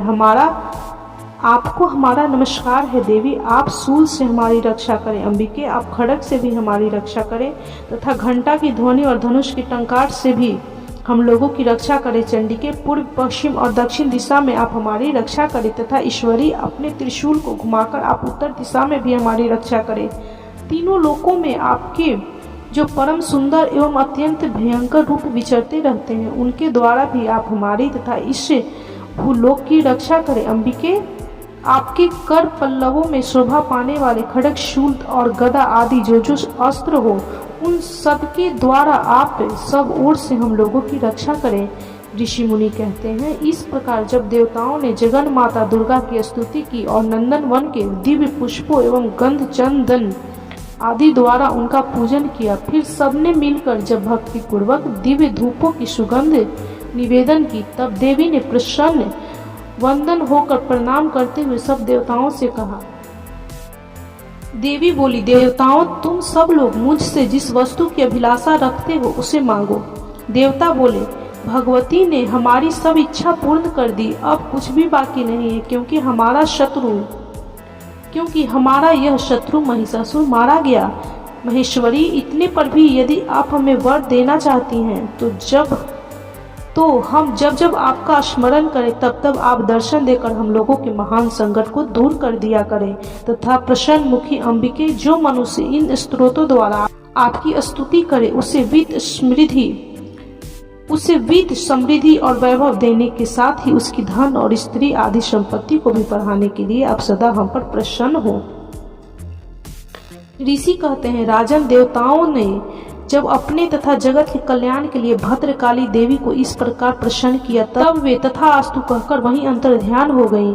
भूपाल, इस प्रकार पूर्व काल में तीनों लोकों का हित चाहने वाली देवी जिस प्रकार देवताओं के शरीर से प्रकट हुई थी, वह सब कथा मैंने कह सुनाई। पुनः देवताओं का उपकार करने वाली वे देवी दुष्ट दैत्यों तथा शुंभ निशुंभ का वध करने एवं सब लोगों की रक्षा करने के लिए गौरी देवी के शरीर से जिस प्रकार प्रकट हुई थी, वह सब प्रसंग मेरे मुंह से सुनो, मैं उसका तुमसे यथावत वर्णन करता हूँ। इस प्रकार श्री मार्कंडेय पुराण में सावर्णिक मनवंतर की कथा के अंतर्गत देवी महात्म्य शक्रादि स्तुति नामक चौथा अध्याय पूरा हुआ। तो बोलिए, ओम जयंती मंगला काली भद्रकाली कपालिनी दुर्गा क्षमा शिवा धात्री माता स्वाहा स्वधा नमस्तुते। बंधुजनों, ये चतुर्थ अध्याय संपूर्ण हुआ। तो बोलिए, जय माता दी, जय माता दी, जय माता दी। ओम जयंती मंगला काली भद्रकाली कपालिनी दुर्गा क्षमा शिवा धात्री स्वाहा स्वधा नमस्तुते। बंधुजनों, आज हम श्री दुर्गा सप्तशती पाठ के पंचम अध्याय का श्रवण करेंगे। तो चलिए 5वां अध्याय शुरू करते हैं। बोलिए, जय माता दी, जय माता दी, जय माता दी। ओम। इस उत्तर चरित्र के रुद्र ऋषि हैं, महासरस्वती देवता हैं, अनुष्टुप छंद है, भीमा शक्ति है, भ्रामरी बीज है, सूर्य तत्व है और शामदेव स्वरूप है। महासरस्वती की प्रसन्नता के लिए उत्तर चरित्र के पाठ में इसका विनियोग किया जाता है, जो अपने कर कमलों में घंटा, शूल, हल, शंख, मूषल, चक्र, धनुष और बाण धारण करती हैं। शरद ऋतु के शोभा संपन्न चंद्रमा के समान जिनकी मनोहर कांति है, जो तीनों लोकों की आधारभूता और शुंभ आदि दैत्यों का नाश करने वाली हैं, तथा गौरी के शरीर से जिनका प्रकट्य हुआ है, उन महासरस्वती देवी को मैं निरंतर भजन करता हूँ। ऋषि कहते हैं, पूर्व काल में शुंभ निशुंभ नामक असुरों ने अपने बल के घमंड में आकर शचीपति इंद्र के हाथ से तीनों लोकों का राज्य और यज्ञ भाग छीन लिए। वे ही दोनों सूर्य, चंद्रमा, कुबेर, यम और वरुण के अधिकार का भी उपयोग करने लगे। वायु और अग्नि का कार्य भी वही करने लगे। उन दोनों ने सब देवताओं को अपमानित, राज्यभ्रष्ट, पराजित तथा अधिकारहीन करके स्वर्ग से निकाल दिया। उन दोनों महान असुरों से तिरस्कृत देवताओं ने अपराजिता देवी का स्मरण किया और सोचा, जगदम्बा ने हम लोगों को वर दिया था कि आपत्ति काल में स्मरण करने पर मैं तुम्हारी सब आपत्तियों को तत्काल नाश कर दूंगी। यह विचार कर देवता गिरिराज हिमालय पर गए और वहां भगवती विष्णु माया की स्तुति करने लगे। देवता बोले, देवी को नमस्कार है, महादेवी शिवा को सर्वदा नमस्कार है, प्रकृति एवं भद्रा को प्रणाम है। हम लोग नियम पूर्वक जगदम्बा को नमस्कार करते हैं, रौद्र को नमस्कार करते हैं, नित्या, गौरी एवं धात्री को बारंबार नमस्कार है। जयोत्सनामयी चंद्र रूपाणी एवं सुख स्वरूपा देवी को सतत प्रणाम है। शरणागतों का कल्याण करने वाली वृद्धि एवं सिद्धि रूपा देवी को हम बारंबार नमस्कार करते हैं। नैऋति राक्षसों की लक्ष्मी, राज्यों की लक्ष्मी तथा सवर्णी शिव पत्नी स्वरूपा आप जगदम्बा को बारंबार प्रणाम है। दुर्गा, दुर्गपारा, दुर्गम संकट से पार उतारने वाली, सारा सबकी सारभूता, सर्वकारिणी ख्याति कृष्णा और ध्रुमा देवी को सर्वदा नमस्कार है। अत्यंत सौम्य तथा अत्यंत रौद्र रूपा देवी को हम नमस्कार करते हैं, उन्हें हमारा बारंबार प्रणाम है। जगत के आधारभूता कृति देवी को बारंबार नमस्कार है। जो देवी सब प्राणियों में विष्णु माया के नाम से कही जाती हैं, उनको नमस्कार, उनको नमस्कार, उनको बारंबार नमस्कार है। जो देवी सब प्राणियों में वृत्ति रूप से स्थित हैं, उनको नमस्कार, उनको नमस्कार, उनको बारंबार नमस्कार है। जो देवी सब प्राणियों में स्मृति रूप से स्थित है, जो देवी सब प्राणियों में स्मृति रूप से स्थित हैं, उनको नमस्कार, उनको नमस्कार, उनको बारंबार नमस्कार है।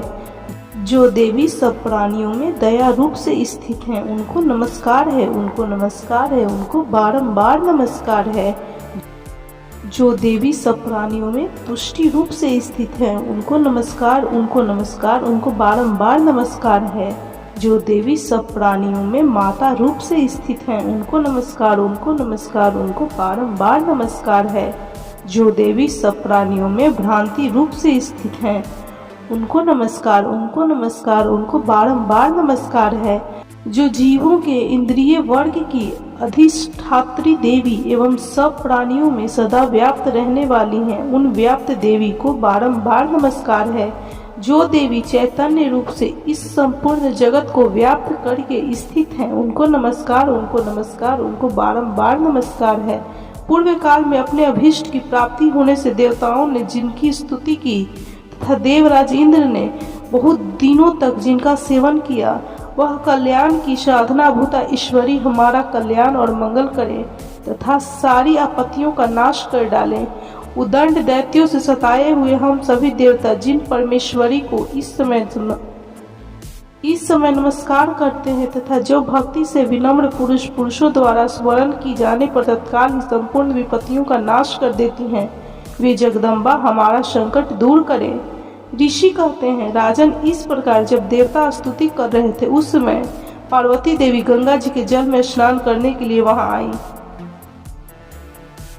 उन सुंदर भावों वाली भगवती ने देवताओं से पूछा, आप लोग यहाँ किसकी स्तुति करते हैं? तब उन्हीं के शरीर कोष से प्रकट हुई शिवा देवी बोली, शुंभ दैत्य से तिरस्कृत और युद्ध में निशुंभ से पराजित हो यहाँ एकत्रित हुए ये समस्त देवता यह मेरी ही स्तुति कर रहे हैं। पार्वती जी के शरीर कोष से अंबिका का प्रादुर्भाव हुआ था, इसलिए वे समस्त लोकों में कौशिकी कही जाती हैं। कौशिकी के प्रकट होने के बाद पार्वती देवी का शरीर काले रंग का हो गया, अतः वे हिमालय पर रहने वाली कालिका देवी के नाम से विख्यात हुई। तदंतर शुंभ निशुंभ के भृत्य चंड मुंड वहां आए और उन्होंने परम मनोहर रूप धारण करने वाली अंबिका देवी को देखा। फिर वे शुंभ के पास जाकर बोले, महाराज, एक अत्यंत मनोहर स्त्री है जो अपनी दिव्य कांति से हिमालय को प्रकाशित कर रही है। वैसा उत्तम रूप कहीं किसी ने भी नहीं देखा होगा। असुरेश्वर, पता लगाइए वह देवी कौन है और उसे ले लीजिए। स्त्रियों में तो वह रत्न है, उसका प्रत्येक अंग बहुत ही सुंदर है तथा वह अपने श्री अंगों की प्रभा से संपूर्ण दिशाओं में प्रकाश फैला रही है। दैत्यराज, अभी वह हिमालय पर ही मौजूद है, आप उसे देख सकते हैं। प्रभु तीनों लोकों में मणि पर ही मौजूद है, आप उसे देख सकते हैं। प्रभु तीनों लोकों में मणि, हाथी और घोड़े आदि जितने भी रत्न हैं, वे सब इस समय आपके घर में शोभा पाते हैं। हाथियों में रत्नभूत ऐरावत, यह परिजात का वृक्ष और यह ऊंचे श्रवा घोड़ा, यह सब आपने इंद्र से ले लिया है। हंसों से जूता हुआ यह विमान भी आपके आंगन में शोभा पाता है। यह रत्नभूत अद्भुत विमान जो पहले ब्रह्मा जी के पास था, अब आपके यहाँ लाया गया है।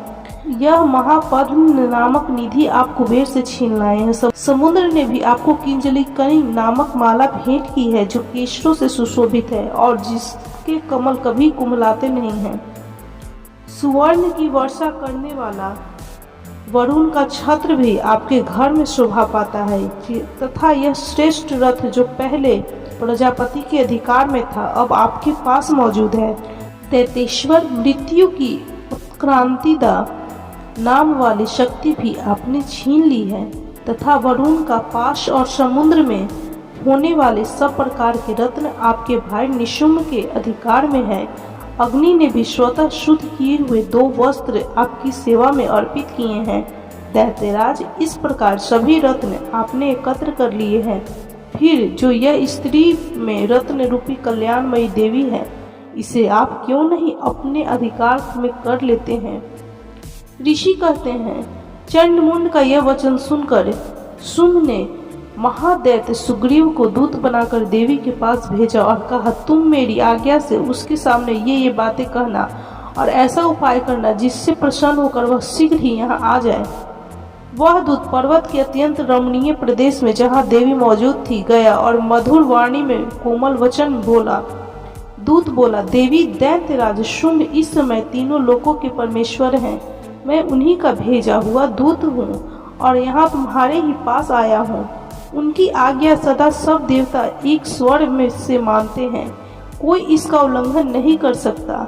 वे संपूर्ण देवताओं को परास्त कर चुके हैं। उन्होंने तुम्हारे लिए जो संदेश दिया है उसे सुनो। संपूर्ण त्रिलोकी मेरे अधिकार में है, देवता भी मेरी आज्ञा के अधीन चलते हैं। संपूर्ण यज्ञों के भागों को मैं ही पृथक पृथक भोगता हूँ। तीनों लोकों में जितने श्रेष्ठ रत्न हैं वे सब मेरे अधिकार में है। देवराज इंद्र का वाहन ऐरावत जो हाथियों में रत्न के समान है, मैंने छीन लिया है।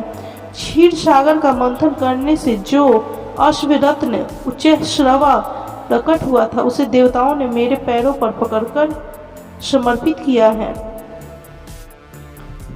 सुंदरी, उनके सिवा और भी जितने रत्नभूत पदार्थ देवताओं, गंधर्वों और नागों के पास थे, वे सब मेरे ही पास आ गए हैं। देवी, हम लोग तुम्हें संसार की स्त्रियों में रत्न मानते हैं, अतः तुम हमारे पास आ जाओ, क्योंकि रत्नों का उपभोग करने वाले हम ही हैं। चंचल कटाक्षों वाली सुंदरी, तुम मेरी या मेरे भाई महापराक्रमी निशुंभ की सेवा में आ जाओ, क्योंकि तुम रत्न स्वरूपा हो। मेरा वरण करने से तुम्हें तुलना रहित महान ऐश्वर्य की प्राप्ति होगी। अपनी बुद्धि से यह विचार कर तुम मेरी पत्नी बन जाओ। ऋषि कहते हैं, दूतों के यूं कहने पर कल्याणमयी भगवती दुर्गा देवी जो इस जगत को धारण करती हैं, मन ही मन गंभीर भाव से मुस्कुराई और इस प्रकार बोली। देवी ने कहा, दूत, तुमने सत्य कहा है, इसमें तनिक भी मिथ्या नहीं है। शुंभ तीनों लोकों का स्वामी है और निशुंभ भी उसी के समान पराक्रमी है, किंतु इस विषय में मैंने जो प्रतिज्ञा कर ली है उसे मिथ्या कैसे करूं। मैंने अपनी अल्प बुद्धि के कारण पहले से जो प्रतिज्ञा कर रखी है उसे सुनो। जो मुझे संग्राम में जीत लेगा, जो मेरे अभिमान को चूर्ण कर देगा और तथा संसार में जो मेरे समान बलवान होगा वही मेरा स्वामी होगा। इसलिए शुंभ अथवा महादैत्य निशुंभ स्वयं ही यहाँ पधारे और मुझे जीतकर शीघ्र ही मेरा पाणी ग्रहण कर ले। इसमें विलंब की क्या आवश्यकता है। दूत बोला, देवी, तुम घमंड में भरी हो, मेरे सामने ऐसी बातें न करो। तीनों लोकों में कौन ऐसा पुरुष है जो शुंभ निशुंभ के सामने खड़ा हो सके? देवी, अन्य दैत्यों के सामने भी सारे देवता युद्ध में नहीं ठहर सकते, फिर तुम अकेली स्त्री होकर कैसे ठहर सकती हो? इन शुंभ आदि दैत्यों के सामने इंद्र आदि सब देवता भी युद्ध में खड़े नहीं हुए, उनके सामने तुम स्त्री होकर कैसे जाओगी? इसलिए तुम मेरे ही कहने से शुंभ निशुंभ के पास चली चलो। ऐसा करने से तुम्हारे गौरव की रक्षा होगी, अन्यथा जब वे केस पकड़कर घसीटेंगे तब तुम्हें अपनी प्रतिष्ठा खोकर जाना पड़ेगा। देवी ने कहा, तुम्हारा कहना ठीक है, शुंभ बलवान है और निशुंभ भी बड़े पराक्रमी हैं, किंतु क्या करूं, मैंने पहले बिना सोचे समझे प्रतिज्ञा कर ली है, अतः अब तुम जाओ। मैंने तुमसे जो कुछ कहा है वह सब दैत्यराज से आदर पूर्वक कहना, फिर वे जो उचित जान पड़े करे। इस प्रकार श्री मार्कंडेय पुराण में श्रावणिक मनवंतरी कथा के अंतर्गत देवी महात्म्य में देवी दूत संवाद नामक 5वां अध्याय पूरा हुआ। तो बोलिए ओम जयंती मंगला काली भद्र काली कपालिनी दुर्गा क्षमा शिवा धात्री स्वाहा स्वधा नमस्तुते। बंधुजनों, अब हम 6ठे अध्याय का श्रवण करेंगे। तो बोलिए जय माता दी, जय माता दी, जय माता दी। मैं सर्वज्ञेश्वर भैरव के अंक में निवास करने वाली परमोत्कृष्ट पद्मावती देवी का चिंतन करता हूँ। वे नागराज के आसन पर बैठी हैं। नागों के फणों में सुशोभित होने वाली मणियों की विशाल माला से उनकी देहलता उद्भासित हो रही है। सूर्य के समान उनका तेज है। 3 नेत्र उनकी शोभा बढ़ा रहे हैं। वे हाथों में माला, कुंभ, कपाल और कमल लिए हुए हैं तथा उनके मस्तक में अर्धचंद्र का मुकुट सुशोभित है। ऋषि कहते हैं, देवी का यह कथन सुनकर दूतों को बड़ा अमर्ष हुआ और उसने दैत्यराज के पास जाकर यह सब समाचार विस्तार पूर्वक कह सुनाया। दूतों के उस वचन को सुनकर दैत्यराज कुपित हो उठा और दैत्य सेनापति धूम्रलोचन से बोला, धूम्रलोचन, तुम शीघ्र अपनी सेना साथ लेकर जाओ और उस दुष्टा के केश पकड़कर घसीटते हुए उसे बल पूर्वक यहाँ ले आओ। उसकी रक्षा करने के लिए यदि कोई दूसरा खड़ा हो तो वह देवता, यक्ष अथवा गंधर्व ही क्यों न हो, उसे अवश्य मार डालना। ऋषि कहते हैं, शुंभ के इस प्रकार आज्ञा देने पर वह धूम्रलोचन दैत्य 60,000 असुरों की सेना को साथ लेकर वहां से तुरंत चल दिया। वहां पहुंचकर उसने हिमालय पर रहने वाली देवी को देखा और ललकार कर कहा, अरे तू शुंभ निशुंभ के पास चल। यदि इस समय प्रसन्नता पूर्वक मेरे स्वामी के समीप नहीं चलेगी तो मैं बल पूर्वक झोंटा पकड़कर घसीटते हुए तुझे ले चलूंगा। देवी बोली, तुम्हें दैत्यों के राजा ने भेजा है, तुम स्वयं भी बलवान हो और तुम्हारे साथ विशाल सेना भी है। ऐसी दशा में यदि मुझे बल पूर्वक ले चलोगे तो मैं तुम्हारा क्या कर सकती हूँ। ऋषि कहते हैं, देवी के यूं कहने पर असुर धूम्रलोचन उनकी ओर दौड़ा। तब अंबिका ने हूँ शब्द के उच्चारण मात्र से उसे भस्म कर दिया।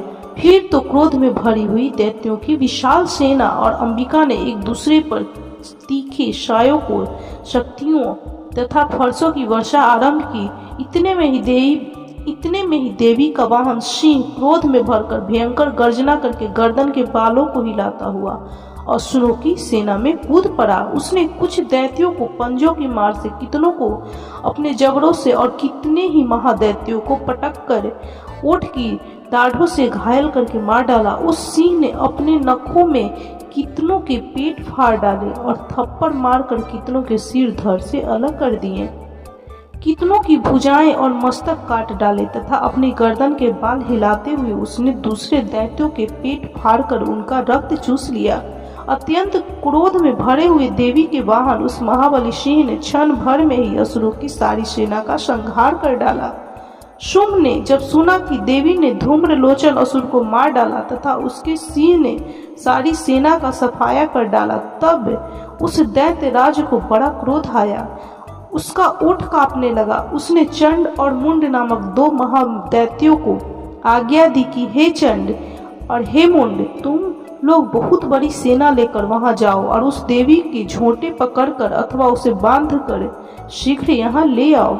यदि इस प्रकार उसको लाने में संदेह हो तो युद्ध में सब प्रकार के अस्त्र शस्त्रों तथा समस्त असुरी सेना का प्रयोग करके उसकी हत्या कर डालना। उस दुष्टा की हत्या होने तथा सिंह के भी मारे जाने पर उस अंबिका को बांधकर साथ ले शीघ्र ही लौट आना। इस प्रकार श्री मार्कंडेय पुराण में सावर्णिक मनवंतरी की कथा के अंतर्गत देवी महात्म्य में धूम्रलोचन वध नामक छठा अध्याय पूरा हुआ। तो बोलिए ओम जयंती मंगला काली भद्रकाली कपालिनी दुर्गा क्षमा शिवा धात्री स्वाहा स्वधा नमस्तुते। बंधुजनों, ये छठा अध्याय संपन्न हुआ। ओम जयंती मंगला काली भद्रकाली कपालिनी दुर्गा क्षमा शिवा धात्री स्वाहा स्वधा नमस्तुते। बंधुजनों, अब हम माँ दुर्गा श्री दुर्गा सप्तशती के 7वें अध्याय का श्रवण करेंगे। तो बोलिए जय माता दी, जय माता दी, जय माता दी। मैं मातंगी देवी का ध्यान करता हूँ। वे रत्नमय सिंहासन पर बैठकर पढ़ते हुए तोते का मधुर शब्द सुन रही हैं। उनके शरीर का वर्ण श्याम है। वे अपना एक पैर कमल पर रखे हुए हैं और मस्तक पर अर्धचंद्र धारण करती हैं तथा कहार पुष्पों की माला धारण किए वीणा बजाती हैं। उनके अंग में कसी हुई चोली शोभा पा रही है। वे लाल रंग की साड़ी पहने हाथ में शंखमय पात्र लिए हुए हैं। उनके वदन पर मधु का हल्का हल्का प्रभाव जान पड़ता है और ललाट में बिंदी शोभा दे रही है। ऋषि कहते हैं तदंतर शुम्भ की आज्ञा पाकर वे चंड मुंड आदि दैत्य चतुरंगिनी सेना के साथ अस्त्र शस्त्रों से सुसज्जित हो चल दिए। फिर गिरिराज हिमालय के स्वर्ण में ऊंचे शिखर पर पहुंचकर उन्होंने सिंह पर बैठी देवी को देखा। वे मंद मंद मुस्कुरा रही थी। उन्हें देखकर दैत्य लोग तत्परता से पकड़ने का उद्योग करने लगे। किसी ने धनुष तान लिया, किसी ने तलवार संभाली और कुछ लोग देवी के पास आकर खड़े हो गए। तब अंबिका ने उन शत्रुओं के प्रति बड़ा क्रोध किया। उस समय क्रोध के कारण उनका मुंह काला पड़ गया, ललाट में भौहें टेढ़ी हो गई और वहां से तुरंत विकराल मुखी काली प्रकट हुई जो तलवार और पाश लिए हुए थी। वे विचित्र खटवांग धारण किए और चीते की चमड़ी की साड़ी पहने नर मुंडों की माला से विभूषित थीं। उनके शरीर का मांस सूख गया था, केवल हड्डियों का ढांचा था जिसमें वे अत्यंत भयंकर जान पड़ती थी। उनका मुख बहुत विशाल था। जीभ लपलपाने के कारण वे और भी डरावनी प्रतीत होती थीं। उनकी आंखें भीतर को धंसी हुई और कुछ लाल थीं। वे अपनी भयंकर गर्जना से संपूर्ण दिशाओं को गुंजा रही थीं। वे बड़े बड़े दैत्यों का वध करती हुई वे कालिका देवी बड़े वेग से दैत्यों की उस सेना पर टूट पड़ी और उन सब को भक्षण करने लगी। वे पाशर्व रक्षकों, अंकुशधारी महावतों, योद्धाओं और घंटा सहित कितने ही हाथियों को एक ही हाथ से पकड़कर मुंह में डाल लेती थी। इसी प्रकार घोड़े, रथ और सारथी के साथ रथी सैनिकों को मुंह में डालकर वे उन्हें बड़े भयानक रूप से चबा डालती थी। किसी के बाल पकड़ लेती, किसी का गला दबा देती, किसी को पैरों से कुचल डालती और किसी को छाती के धक्के से गिराकर मार डालती थी। वे असुरों के छोड़े हुए बड़े बड़े अस्त्र शस्त्र मुंह से पकड़ लेती और रोष में भरकर उनको दांतों से पीस डालती थी।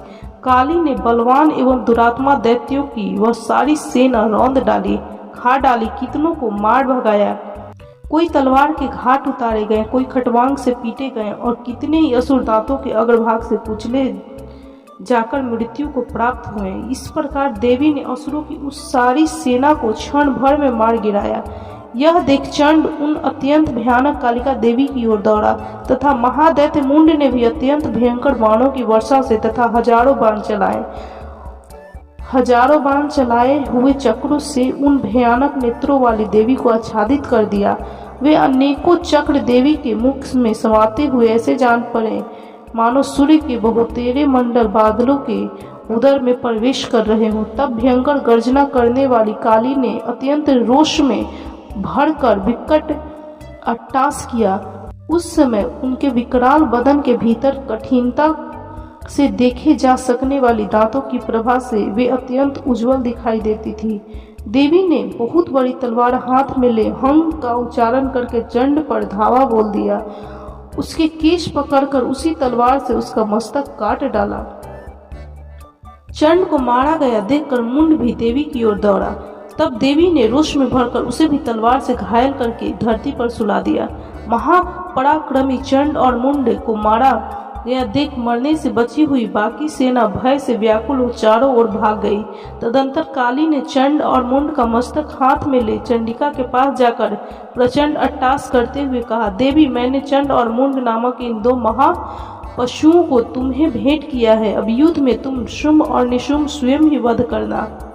ऋषि कहते हैं, वहां लाए हुए उन चंड मुंड नामक महादैत्यों को देखकर कल्याणमयी चंडी ने काली से मधुर वाणी में कहा, देवी, तुम चंड और मुंड को लेकर मेरे पास आई हो, इसलिए संसार में चामुंडा के नाम से तुम्हारी ख्याति होगी। इस प्रकार श्री मार्कंडेय पुराण में सावर्णिक मनवंतरी की कथा के अंतर्गत देवी महात्म्य में चंड मुंड वध नामक 7वां अध्याय पूरा हुआ। तो बोलिए, ओम जयंती मंगला काली भद्रकाली कपालिनी दुर्गा क्षमा शिवा धात्री स्वाहा स्वधा नमस्तुते। बंधुजनों, ये 7वां अध्याय संपन्न हुआ। माँ दुर्गा, माँ जगदम्बा आपकी सभी मनोरथों को पूर्ण करेंगी। आपके हर दुख को, हर कष्ट को वो हर लेंगी और आपके घर में सुख शांति और खुशहाली लाएंगी। आपके जीवन में वो सभी खुशियाँ देंगी जो आपको चाहिए। तो बोलिए, जय माता दी, जय माता दी, जय माता दी। जयंती मंगला काले भद्रकाली कपालिनी दुर्गा क्षमा शिवा धात्री स्वाहा स्वधा नमस्तुते। बंधुजनों, अब हम माँ दुर्गा के 8वां अध्याय मतलब 8वां अध्याय का श्रवण करेंगे। तो बोलिए, जय माता दी, जय माता दी, जय माता दी। मैं अणिमा आदि सिद्धमयी किरणों से आवृत्ति भवानी का ध्यान करता हूँ। उनके शरीर का रंग लाल है, नेत्रों में करुणा लहर रही है तथा हाथों में पाश, अंकुश, बाण और धनुष शोभा पाते हैं। ऋषि कहते हैं, चंड और मुंड नामक दैत्यों के मारे जाने तथा बहुत सी सेना का संहार हो जाने पर दैत्यों के राजा प्रतापी शुंभ के मन में बड़ा क्रोध हुआ और उसने दैत्यों की संपूर्ण सेना को युद्ध के लिए कुछ करने की आज्ञा दी। वह बोला, आज उदा युद्ध नाम के 86 दैत्य सेनापति अपनी सेनाओं के साथ युद्ध के लिए प्रस्थान करें। कंबू नाम वाले दैत्यों के 84 सेना नायक अपनी वाहिनी से घिरे हुए यात्रा करें। 50 कोटि वीर कुल के और 100 धौम्र कुल के असुर सेनापति मेरी आज्ञा से सेना सहित कूच करे। कालक, दौहिर्द, मौर्य और काल के असुर भी युद्ध के लिए तैयार हो मेरी आज्ञा से तुरंत प्रस्थान करे। भयानक शासन करने वाला असुर राज शुंभ इस प्रकार आज्ञा दे सहस्त्रों बड़ी बड़ी सेनाओं के साथ युद्ध के लिए प्रस्थित हुआ। उसकी अत्यंत भयंकर सेना आती देख चंडिका ने अपने धनुष की टंकार से पृथ्वी और आकाश के बीच का भाग गुंजा दिया। राजन, तदंतर देवी के सिंह ने भी बड़े जोर जोर से दहाड़ना आरंभ किया। फिर अंबिका ने घंटी के शब्द से उस ध्वनि को और भी बढ़ा दिया। धनुष की टंकार, सिंह की दहाड़ और घंटे की ध्वनि से संपूर्ण दिशाएं गूंज उठी। उस भयंकर शब्द से काली ने अपने विकराल मुख को और भी बढ़ा लिया और इस प्रकार वे विजयिनी हुई। उस तुमुल नाद को सुनकर दैत्यों की सेनाओं ने चारों ओर से आकर चंडिका देवी, सिंह तथा काली देवी को क्रोध पूर्वक घेर लिया। राजन, इसी बीच में असुरों के विनाश तथा देवताओं के अभ्युदय के लिए ब्रह्मा, शिव, कार्तिकेय, विष्णु तथा इंद्र आदि देवों की शक्तियां जो अत्यंत पराक्रम और बल से संपन्न थीं, उनके शरीर से निकलकर उन्हीं के रूप में चंडिका देवी के पास आ गईं। जिन देवताओं का जैसा रूप, जैसा वेशभूषा और जैसा वाहन है, ठीक वैसे ही साधनों से संपन्न हो उसकी शक्ति असुर से युद्ध करने के लिए आई। सबसे पहले हंस युक्त विमान पर बैठी हुई अक्षसूत्र और कमंडलू से सुशोभित ब्रह्मा जी की शक्ति उपस्थित हुई, जिसे ब्रह्माणी कहते हैं। महादेव की शक्ति वृषभ पर आरूढ़ हो, हाथों में श्रेष्ठ त्रिशूल धारण किए हुए, महानाग का कंकन पहने, मस्तक में चंद्र रेखा से विभूषित हो वहां आ पहुंची। कार्तिकेय जी की शक्ति रूपा जगदम्बिका उन्हीं का रूप धारण किए श्रेष्ठ मयूर पर आरूढ़ हो श्रेष्ठ मयूर पर आरूढ़ हो हाथों में शक्ति लिए दैत्यों से युद्ध करने के लिए आई। इसी प्रकार भगवान विष्णु की शक्ति गरुड़ पर विराजमान हो शंख चक्र गदा शारंग धनुष्य तथा खड्ग हाथों में लिए वहां आई। अनुपम यज्ञ वराह का रूप धारण करने वाले श्री हरि को जो शक्ति है वह भी वराह शक्ति धारण करके वहां उपस्थित हुई। नारसिंही शक्ति भी नृसिंह के समान शरीर धारण करके वहां आई। उसकी गर्दन के बालों के झटके से आकाश के तारे बिखर पड़ते थे। इसी प्रकार इंद्र की शक्ति व्रज हाथ में लिए गजराज एरावत पर बैठकर आई। उसके भी सहस्त्र नेत्र थे। इंद्र जैसा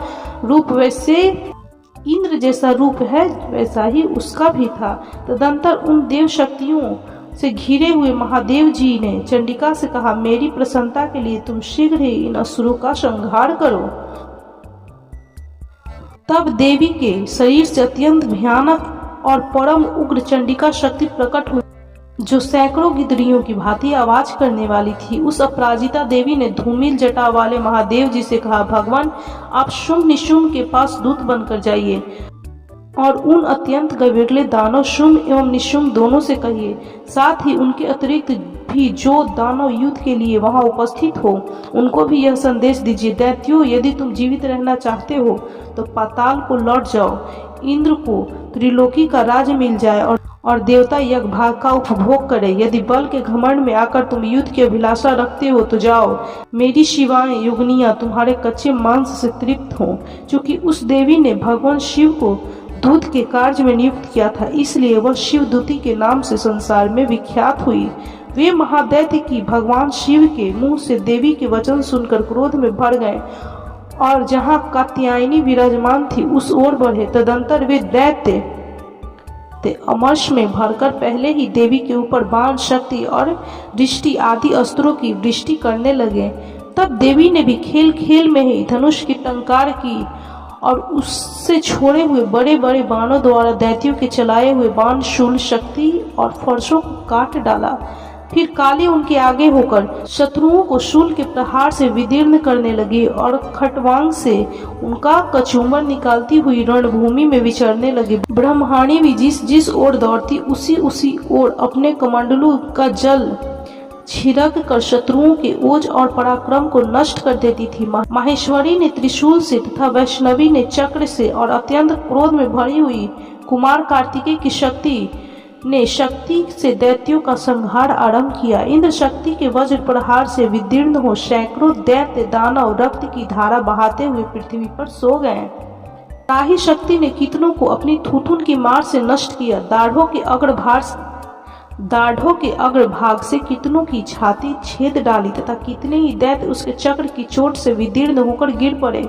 नरसिंही भी दूसरे महादैत्यों को अपने नखों से विदीर्ण करके खाती और सिंहनाद से दिशाओं एवं आकाश को गुंजाती हुई युद्ध क्षेत्र में विचरने लगी। कितने ही असुर शिवदूती के प्रचंड अट्टहास से अत्यंत भयभीत हो पृथ्वी पर गिर पड़े और गिरने पर उन्हें शिवदूती ने उस समय अपना ग्रास बना लिया।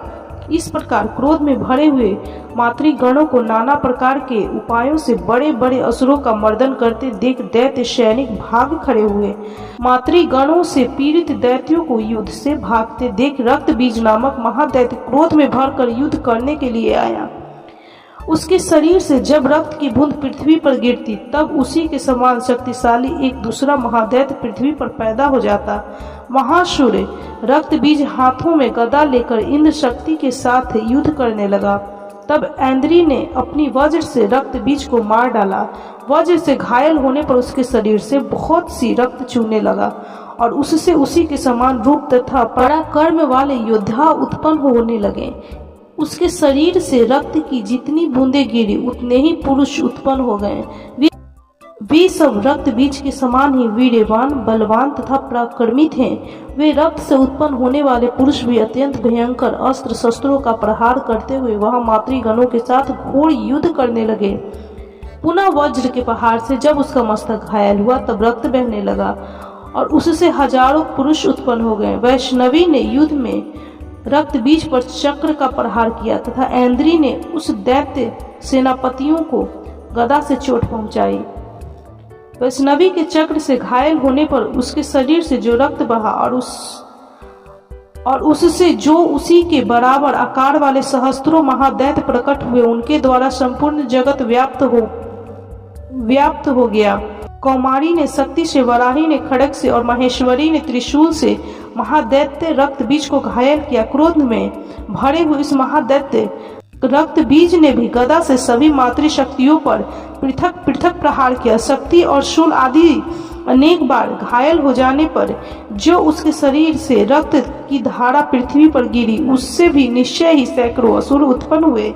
इस प्रकार उस महादैत्य के रक्त से प्रकट हुए असुरों द्वारा संपूर्ण जगत व्याप्त हो गया। इससे उन देवताओं को बड़ा भय हुआ। देवता को उदास देख चंडिका ने काली से शीघ्रता पूर्वक कहा, चामुंडे, तुम अपना मुख और भी फैलाओ तथा मेरे शस्त्रपात से गिरने वाले रक्त बिंदुओं और उनसे उत्पन्न होने वाले महादैत्यों को तुम अपने इस उतावले मुख से खा जाओ। इस प्रकार रक्त से उत्पन्न होने वाले महादैत्यों का भक्षण करती हुई तुम रण में विचरती रहो। ऐसा करने से उस महादैत्य का सारा रक्त छीन हो जाने पर वह स्वयं भी नष्ट हो जाएगा। उन महादैत्यों को जब तुम खा जाओगी तब दूसरे नए दैत्य उत्पन्न नहीं हो सकेंगे। काली से यूं कहकर चंडिका देवी ने शूल से रक्त बीज को मारा और काली ने अपने मुख में उसका रक्त ले लिया। तब उसने वहां चंडिका पर गदा से प्रहार किया, किंतु उस गदापात ने देवी को तनिक भी वेदना नहीं पहुंचाई। रक्त बीज के घायल शरीर से बहुत सा रक्त गिरा, किंतु ज्यों ही वह रक्त गिरा त्यों ही चामुंडा ने उसे अपने मुख में ले लिया। रक्त गिरने से काली के मुख में जो महादैत्य उत्पन्न हुए उन्हें भी वह चट कर गईं और उसने रक्त बीज का रक्त भी पी लिया। तदंतर देवी ने रक्त बीज को, जिसका रक्त चामुंडा ने पी लिया था, वज्र, बाण, खड्ग तथा दृष्टि आदि से मार डाला। राजन, इस प्रकार शस्त्रों के समुदाय से आहत एवं रक्तहीन हुआ महादैत्य रक्त बीज पृथ्वी पर गिर पड़ा। नरेश्वर, इससे देवताओं को अनुपम हर्ष की प्राप्ति हुई और मातृगण उन असुरों के रक्तपान के मध्य से उद्धत सा होकर नृत्य करने लगी। इस प्रकार श्री मार्कंडेय पुराण में सावर्णिक मनवंतर की कथा के अंतर्गत देवी महात्म्य में रक्त बीज वध नामक 8वां अध्याय पूरा हुआ। तो बोलिए ओम जयंती मंगला काली भद्रकाली कपालिनी दुर्गा क्षमा शिवा धात्री माता स्वाहा स्वधा नमस्तुते। माँ दुर्गा, माँ जगदम्बा आपकी सभी मनोरथों को पूर्ण करेंगी। आपके हर दुख को, हर कष्ट को वो हर लेंगी और आपके घर में सुख शांति और खुशहाली लाएंगी। आपके जीवन में वो सभी खुशियाँ देंगी जो आपको चाहिए। तो बोलिए जय माता दी, जय माता दी, जय माता दी। ओम जयंती मंगला काली भद्रकाली कपालिनी दुर्गा क्षमा शिवा धात्री स्वाहा स्वधा नमस्तुते। जय माता दी, जय माता दी, जय माता दी। बंधुजनों, आज हम श्री दुर्गा सप्तशती पाठ के 9वें अध्याय का कथा सुनेंगे। तो चलिए कथा प्रारंभ करते हैं। बोलिए जय माता दी, जय माता दी, जय माता दी। मैं अर्धनारीश्वर के श्री विग्रह की निरंतर शरण लेता हूँ। उसका वर्ण बंदूक, पुष्प और सुवर्ण के समान रक्त पिता मिश्रित है। वह अपनी भुजाओं में सुंदर अक्षमाला, पाश, अंकुश और वरद मुद्रा धारण करता है। अर्धचंद्र उसका आभूषण है तथा वह 3 नेत्रों से सुशोभित है। राजा ने कहा, भगवान, आपने रक्त बीज के वध से संबंध रखने वाला देवी चरित्र का यह अद्भुत महात्म्य मुझे बतलाया। अब रक्त बीज के मारे जाने पर अत्यंत क्रोध में भरे हुए शुंभ और निशुंभ ने जो कर्म किया उसे मैं सुनना चाहता हूँ। ऋषि कहते हैं, राजन, युद्ध में रक्त बीज तथा अन्य दैत्यों के मारे जाने पर शुंभ और निशुंभ के क्रोध की सीमा न रही। अपनी विशाल सेना के इस प्रकार मारी जाती देख निशुंभ अमरस में भरकर देवी की ओर दौड़ा। उसके साथ असुरों की प्रधान सेना थी। उसके आगे पीछे तथा पार्श्व भाग में बड़े बड़े असुर थे जो क्रोध से ओठ चबाते हुए देवी को मार डालने के लिए आए। महापराक्रमी शुंभ भी अपनी सेना के साथ मातृगणों से युद्ध करके क्रोधवश चंडिका को मारने के लिए आ पहुंचा। तब देवी के साथ शुंभ और निशुंभ घोर संग्राम छिड़ गया। वे दोनों दैत्य मेघों की भांति बाणों की वर्षा भयंकर वृष्टि कर रहे थे। उन दोनों के चलाए हुए बाणों की चंडिका ने अपने बाणों के समूह से तुरंत काट डाला और शस्त्र समूहों की वर्षा करके उन दोनों दैत्य पतियों के अंगों को भी चोट पहुंचाया। निशुंभ ने तीखी तलवार और चमकती हुई ढाल लेकर देवी के श्रेष्ठ वाहन सिंह के मस्तक पर प्रहार किया। अपने वाहन को चोट पहुंचने पर देवी ने छुड़पड़े नामक बाण से निशुंभ की श्रेष्ठ तलवार तुरंत ही काट डाली और उसकी ढाल को भी, जिसमें 8 चांद जले थे, खंड खंड कर दिया। ढाल और तलवार के कट जाने पर उस असुर ने शक्ति चलाई, किंतु सामने आने पर देवी ने चक्र से उसके भी 2 टुकड़े कर दिए। अब तो निशुंभ क्रोध से जल उठा और उस दानव ने देवी को मारने के लिए शूल उठाया, किंतु देवी ने समीप आने पर उसे भी मुक्के से मारकर चूर्ण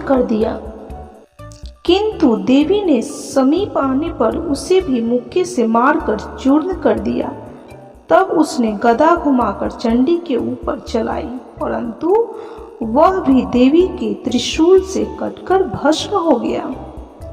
तदंतर दैत्यराज निशुंभ को फरसा हाथ में लेकर आते देख देवी ने बाण समूहों से घायल कर धरती पर सुला दिया। उस भयंकर पराक्रमी भाई निशुंभ के धराशायी हो जाने पर शुंभ को बड़ा क्रोध हुआ और अंबिका का वध करने के लिए वह आगे बढ़ा।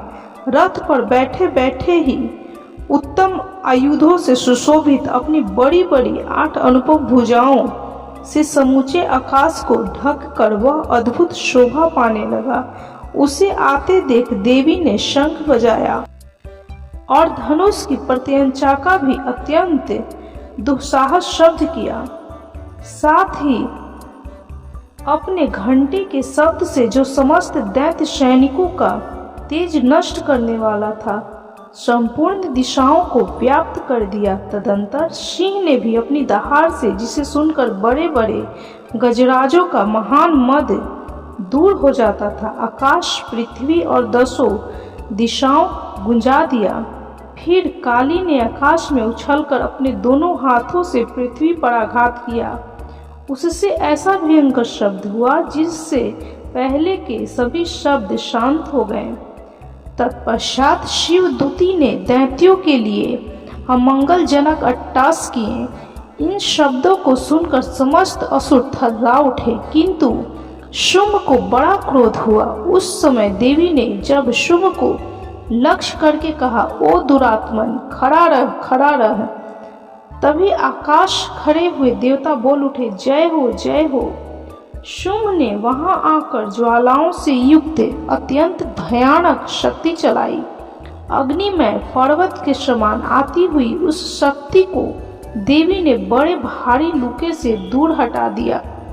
उस समय शुंभ के सिंहनाद से तीनों लोक गूंज उठे। राजन, उसकी प्रतिध्वनि से वज्रपात के समान भयानक शब्द हुआ, जिसने अन्य शब्दों को जीत लिया। शुंभ के चलाए हुए बाणों के देवी ने और देवी के चलाए हुए बाणों को शुंभ ने अपने भयंकर बाणों द्वारा सैकड़ों और हजारों टुकड़े कर दिए। तब क्रोध में भरी हुई चंडिका ने शुंभ को शूल से मारा। उसके आघात से मूर्छित हो वह पृथ्वी पर गिर पड़ा। इतने में ही निशुंभ को चेतना हुई और उसने धनुष हाथ में लेकर बाणों द्वारा देवी काली तथा सिंह को घायल कर डाला। फिर उस दैत्यराज ने 10,000 बाहें बनाकर चक्रों से प्रहार से चंडिका को आच्छादित कर दिया। तब दुर्गम पीड़ा का नाश करने वाली भगवती दुर्गा ने कुपित होकर अपने बाणों से उन चक्रों और बाणों को काट गिराया। यह देख निशुंभ दैत्य सेना के साथ चंडिका का वध करने के लिए हाथ में गदा से बड़े वेग से दौड़ा। उसके आते ही चंडी ने तीखी धार वाली तलवार से उसकी गदा को शीघ्र ही काट डाला। तब उसने शूल हाथ में ले लिया। देवताओं को पीड़ा देने वाले निशुंभ को शूल हाथ में लिए आते देख चंडिका ने वेग से चलाए हुए अपने शूल से उसकी छाती छेद डाली। शूल से विदीर्ण हो जाने पर उसकी छाती से एक दूसरा महाबली एवं महापराक्रमी पुरुष खड़ी रह कहता हुआ निकला। उस निकलते हुए पुरुष की बात सुनकर देवी ठठाकर हंस पड़ी और खड़ग से उन्होंने उसका मस्तक काट डाला। फिर तो वह पृथ्वी पर गिर पड़ा। तदंतर सिंह अपनी दाढ़ों से असुरों की गर्दन कुचलकर खाने लगा। यह बड़ा भयंकर दृश्य था। उधर काली और शिवदूती ने भी अनायान दैत्यों का भक्षण आरंभ किया। कौमारी की शक्ति से विदीर्ण होकर कितने ही महादैत्य नष्ट हो गए।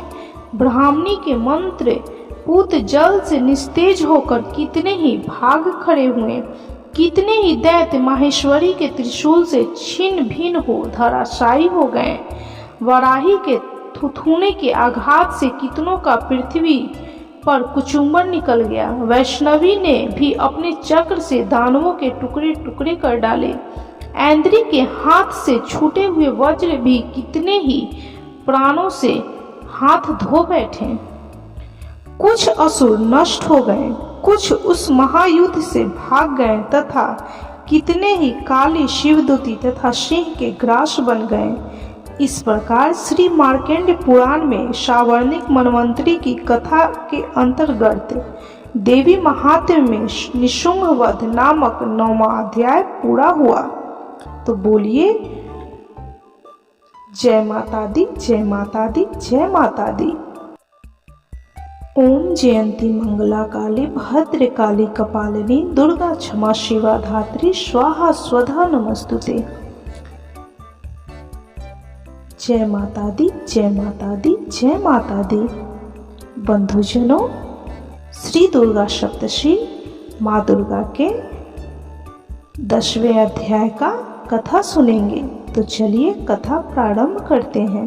बोलिए जय माता दी, जय माता दी, जय माता दी। तो चलिए कथा प्रारंभ करते हैं। मैं मस्तक पर अर्धचंद्र धारण करने वाली शिव शक्ति स्वरूपा भगवती कामेश्वरी का हृदय में चिंतन करता हूँ। वे तपाए हुए स्वर्ण के समान सुंदर हैं। सूर्य, चंद्रमा और अग्नि यही 3 उनके नेत्र हैं तथा वे अपने मनोहर हाथों में धनुष, बाण, अंकुश, पाश और शूल धारण किए हुए हैं।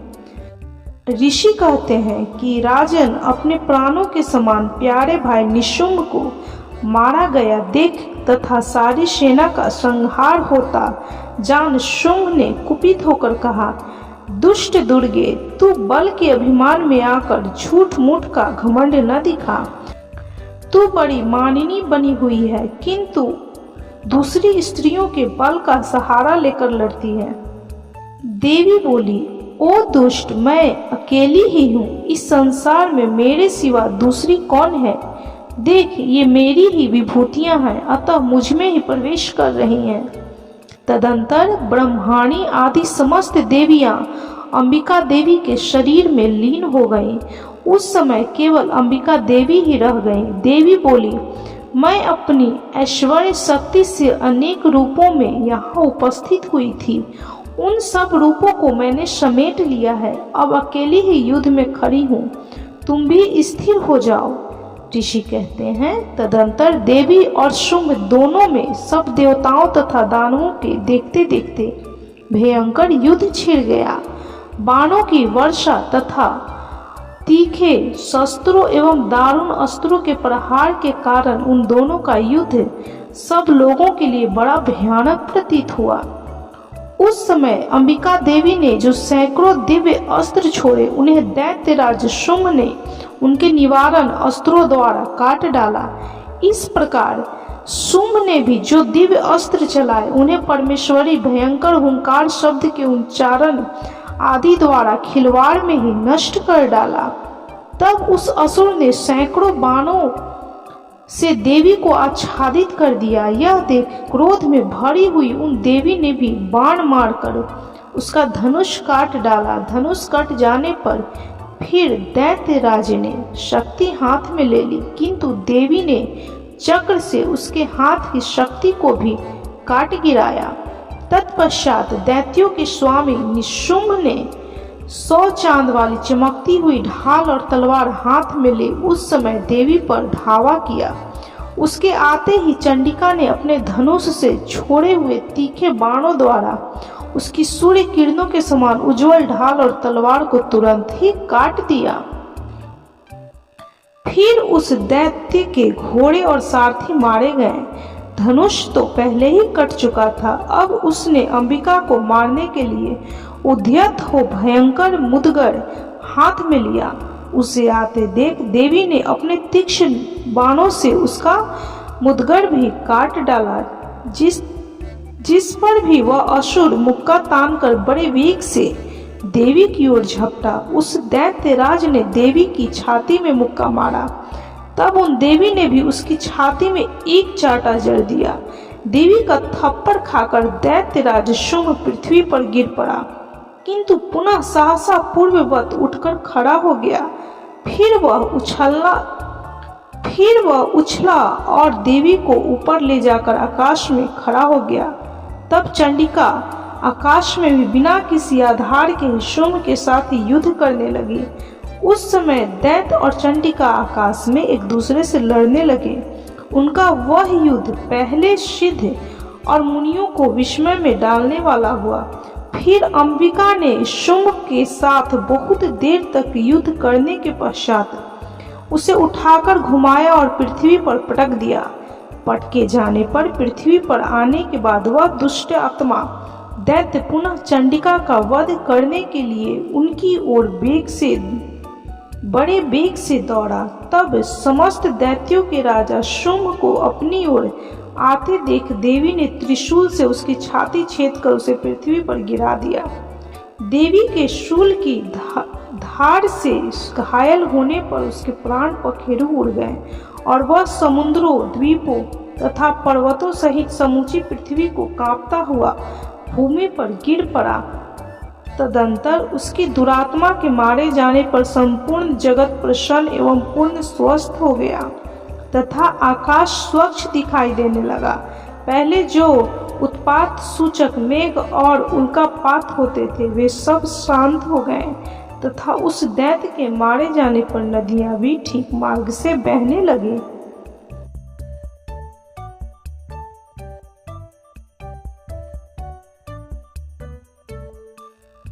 उस समय शुंभ की मृत्यु के बाद संपूर्ण देवताओं को हृदय हर्ष से भर गया और गंधर्वगण मधुर गीत गाने लगे। दूसरे गंधर्व बाजा बजाने लगे और अप्सराएं नाचने लगी। पवित्र वायु बहने लगी। सूर्य की प्रभा उत्तम हो गई। अग्निशाला की बुझी हुई आग अपने आप प्रज्वलित हो उठी तथा संपूर्ण दिशाओं के भयंकर शब्द शांत हो गए। इस प्रकार श्री मार्कंड पुराण में सावर्णिक मनवंतर की कथा के अंतर्गत देवी महात्म्य में शुंभ वध का नामक 10वां अध्याय पूरा हुआ। तो बोलिए जय माता दी, जय माता दी, जय माता दी। माँ दुर्गा, माँ जगदम्बा आपकी सभी मनोरथों को पूर्ण करेंगी। आपके हर दुख को, हर कष्ट को वो हर लेंगी और आपके घर में सुख शांति और खुशहाली लाएंगी। आपके जीवन में वो सभी खुशियाँ देंगी जो आपको चाहिए। तो बोलिए जय माता दी, जय माता दी, जय माता दी। बंधुजनों, यदि आपको यह वीडियो अच्छा लगा हो तो कृपया जरूर लाइक कीजिए, शेयर कीजिए और चैनल को सब्सक्राइब करना ना भूलें।